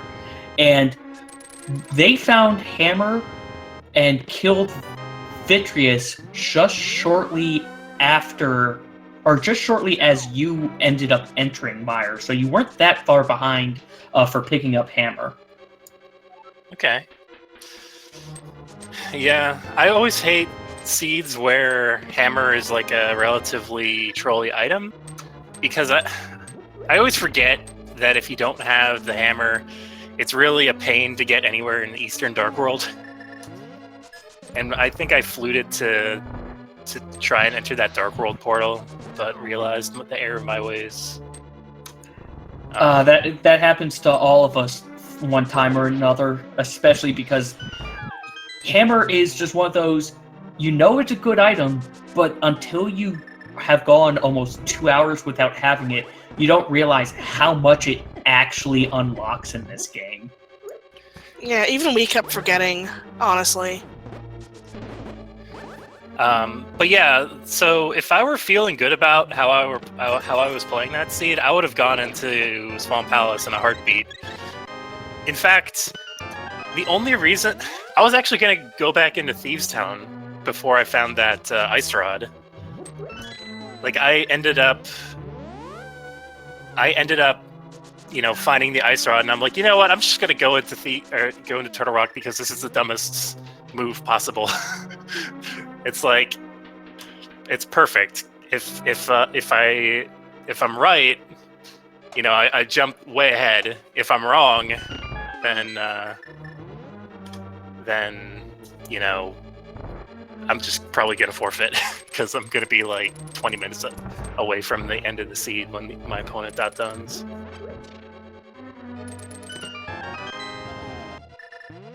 Well, admittedly, sometimes with Randomizer, what seems like the dumbest play ends up being the correct play, especially some of those rare times whereas Hammer ends up being behind the bombable wall of Swamp Palace. Yeah, I had one of those seeds in my first tournament, and it was not particularly fun, especially because I wasn't super knowledgeable about the logic at that point.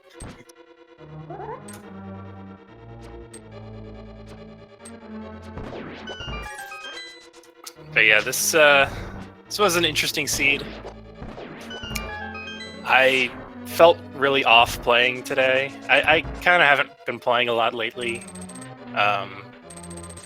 which I blame part of, you know, the weirdness on, but I don't know. I think it's just an off day.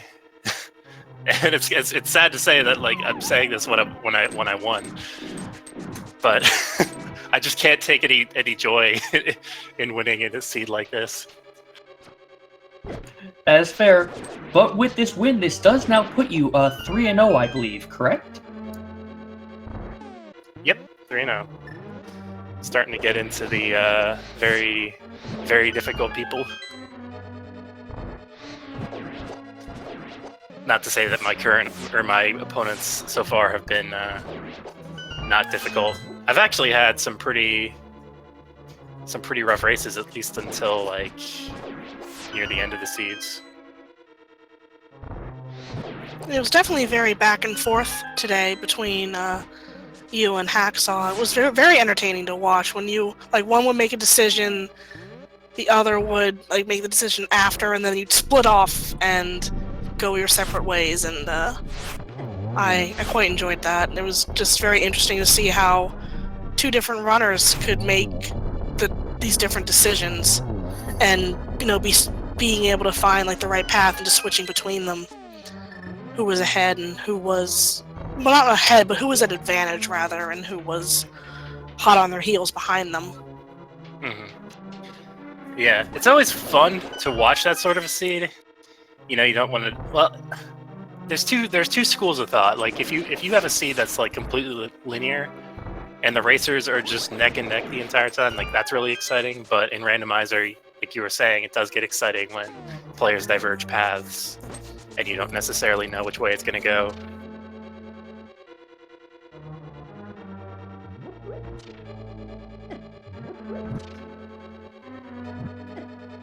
But yeah, was an interesting race.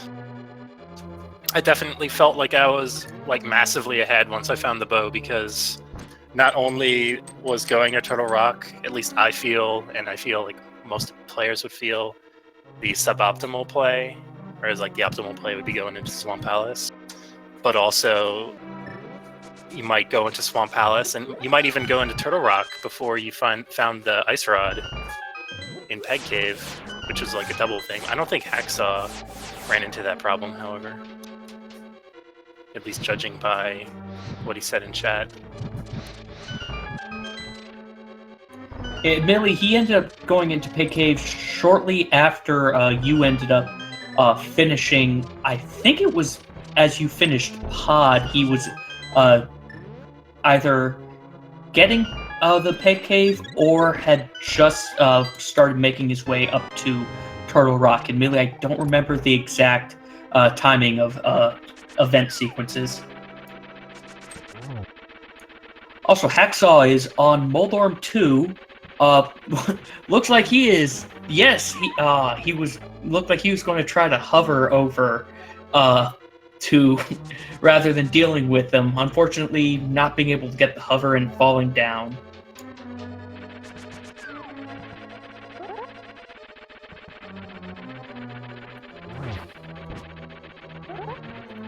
Cool. Well, yeah, it was an interesting race, and I guess I'll hop off now, let you guys finish commentating, you know, this Agatsu and Ganon. So, thanks for commentating, guys. and see you. Yep, and once again, congratulations on your round 3 win. Thank you.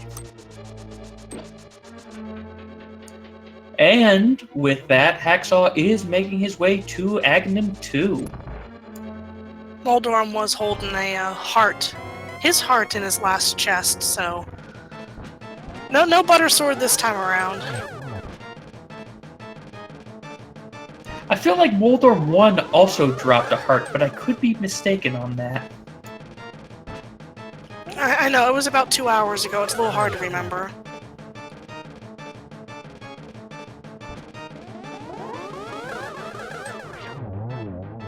Hacksaww having a really clean Aghanim 2 fight. I think that was like 3 rounds. I think it ended up being 2-0-2-2. So, one faster round. But with that, Hacksaww is now also on his way to Ganon.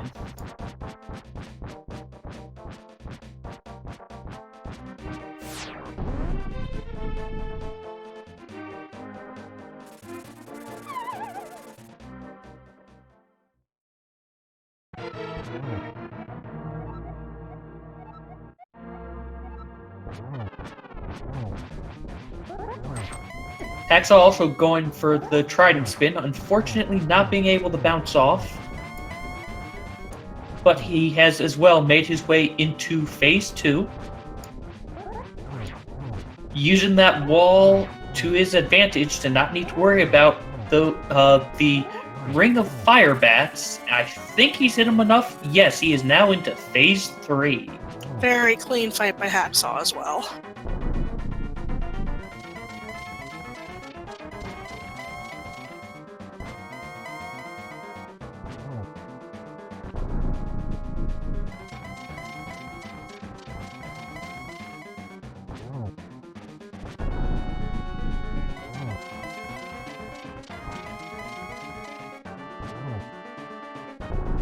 Ooh, hopefully he hits. Okay, good. Almost thought he was about to go down into the void of darkness.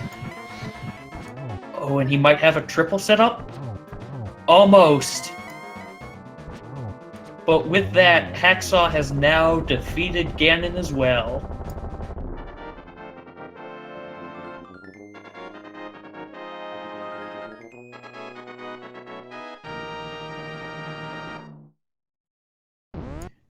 And Hacksaww finishing with an official speed racing TV time of 1 hour, 58 minutes, and 12 seconds. Congratulations to both of our racers. And Hacksaww is ready to join for a post-game interview, it looks like, so we will be bringing him up here. Hacksaww, congratulations on your race.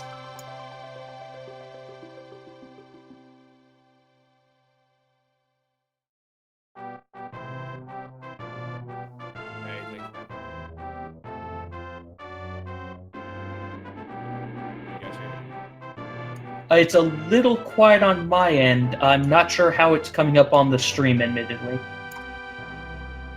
Let's see if that's any better. Yes, that seems to be a bit better. So again, congratulations on finishing the seed. As you ended up seeing in racing chat, it basically came down to getting that bow. When you ended up going into Swamp Palace, Ruble decided to go into Turtle Rock instead.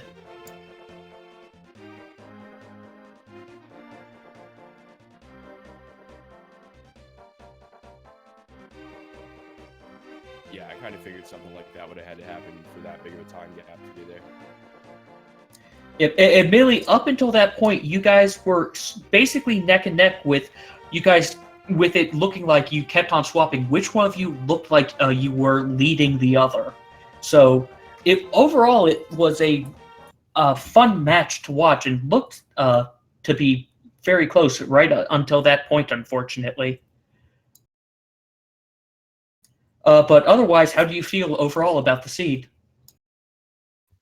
You know, at first, when I saw that, when I dug up the thing for Turtle Rock, I was like, I should just go there right now. But I didn't. I saved it for the end. So You know, it's random. It's one of those things. Just Bo couldn't find it this seed, and it is what it is. I lost by quite a bit.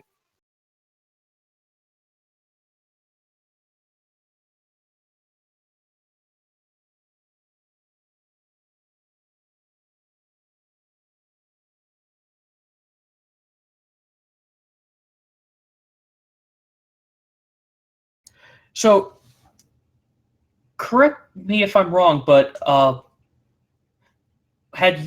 you when you saw Bombos on the island? Was your thought? You admittedly were the one who ended up going to Meyer first, but I can't remember. Admittedly, one of you ended up seeing Bombos on the island, but ended up needing to circle back to it. I think that actually might have been Ruble, so I apologize that my admittedly my memory of the race is already getting scrambled.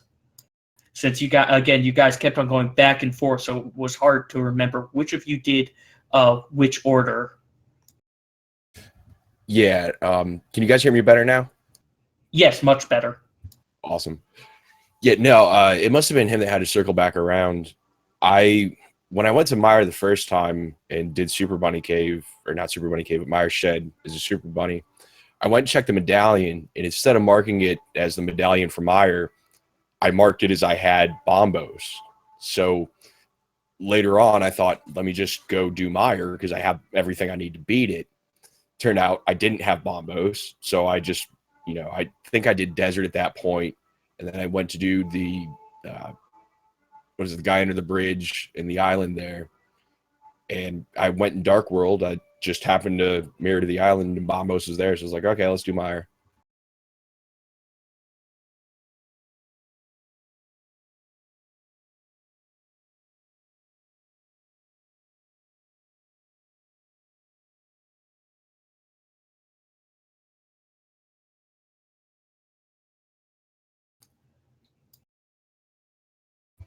But yeah, I mean, generally that seed, we got so much stuff early on that just blew the seed wide open. It didn't really feel linear at all. It was like, hey, here's 100 places you can go check. Good luck finding the stuff. And, just kind of hope you guess right. Yep. On that note, also, just a random question. How do you feel when you get a red cane as your starting weapon? Yes.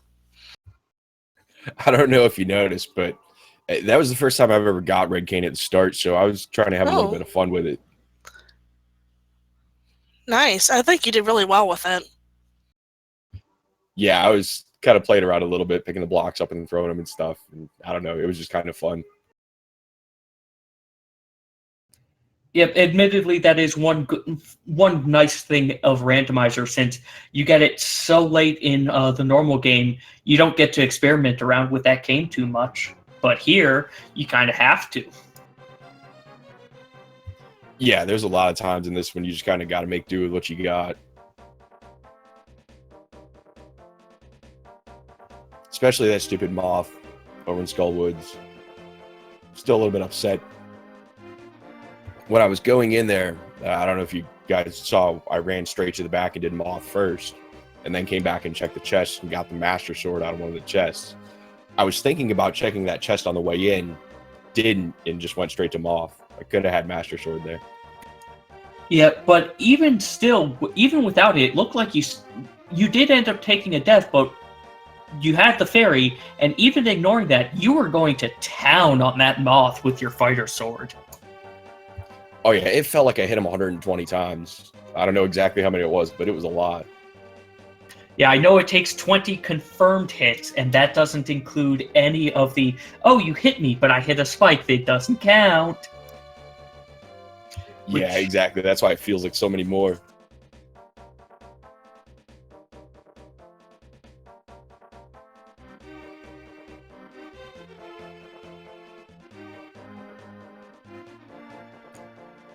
But any final thoughts? Any thoughts on what you're looking forward to in the upcoming rounds? We still got 4 more to go. I can still afford to lose one, so hopefully I keep playing decent. I don't feel like I played great today or anything like that, but I played okay. If I guessed a little bit better, I could have won. If Ruble made a couple different choices, it could have gone different. So I don't know. It's going to take a little bit of luck and some playing good, and we'll see how it goes. Hopefully everything goes well. Yep. Well, I look forward to seeing your next race if I'm able to. Karaoke, do you have any final questions? No, I think we went over everything, and definitely, yeah, I think your execution is like super smooth. So I'm looking forward to see where you go with the rest of these Swish stages here. Well, thank you, and also thank you guys for commentating. Big shout out to Feasel and to the trackers, the guys behind the scene, for making this happen. Big thanks goes to you guys, and thanks to everybody else behind the scenes as well. You guys put together an awesome show. This is good stuff. It's real fun. Everybody out there, play along with us. Yep. Once again, congratulations to both of our racers, Ruble and Hacksaww. Ruble did end up winning. Hacksaww, you put up a great fight. Do please give the racers a follow if you enjoyed what you're seeing. Take a look at what they end up streaming for when they stream Randomizer or when they stream other things. And I also would like to thank our tracker, Toast, for doing an excellent job of tracking, and also Karaoke, my commentator. I'd like to thank you for commentating with me. And thank you, Lim, for joining me as well on this. It was a great time. And for all of you, if you want to see more Randomizer, there are Randomizer races going on almost all the time between all the speed racing channels. I believe speed gaming channels. I believe we're up to speed gaming 1 through 8 now, and ALTTP Randomizer 1 through 4. The tournament is being hosted across all of these channels, and there are about 256 races going on each week currently. So if you haven't gotten your fill, please take a look at the channels as they stream them, and continue watching and enjoying Randomizer.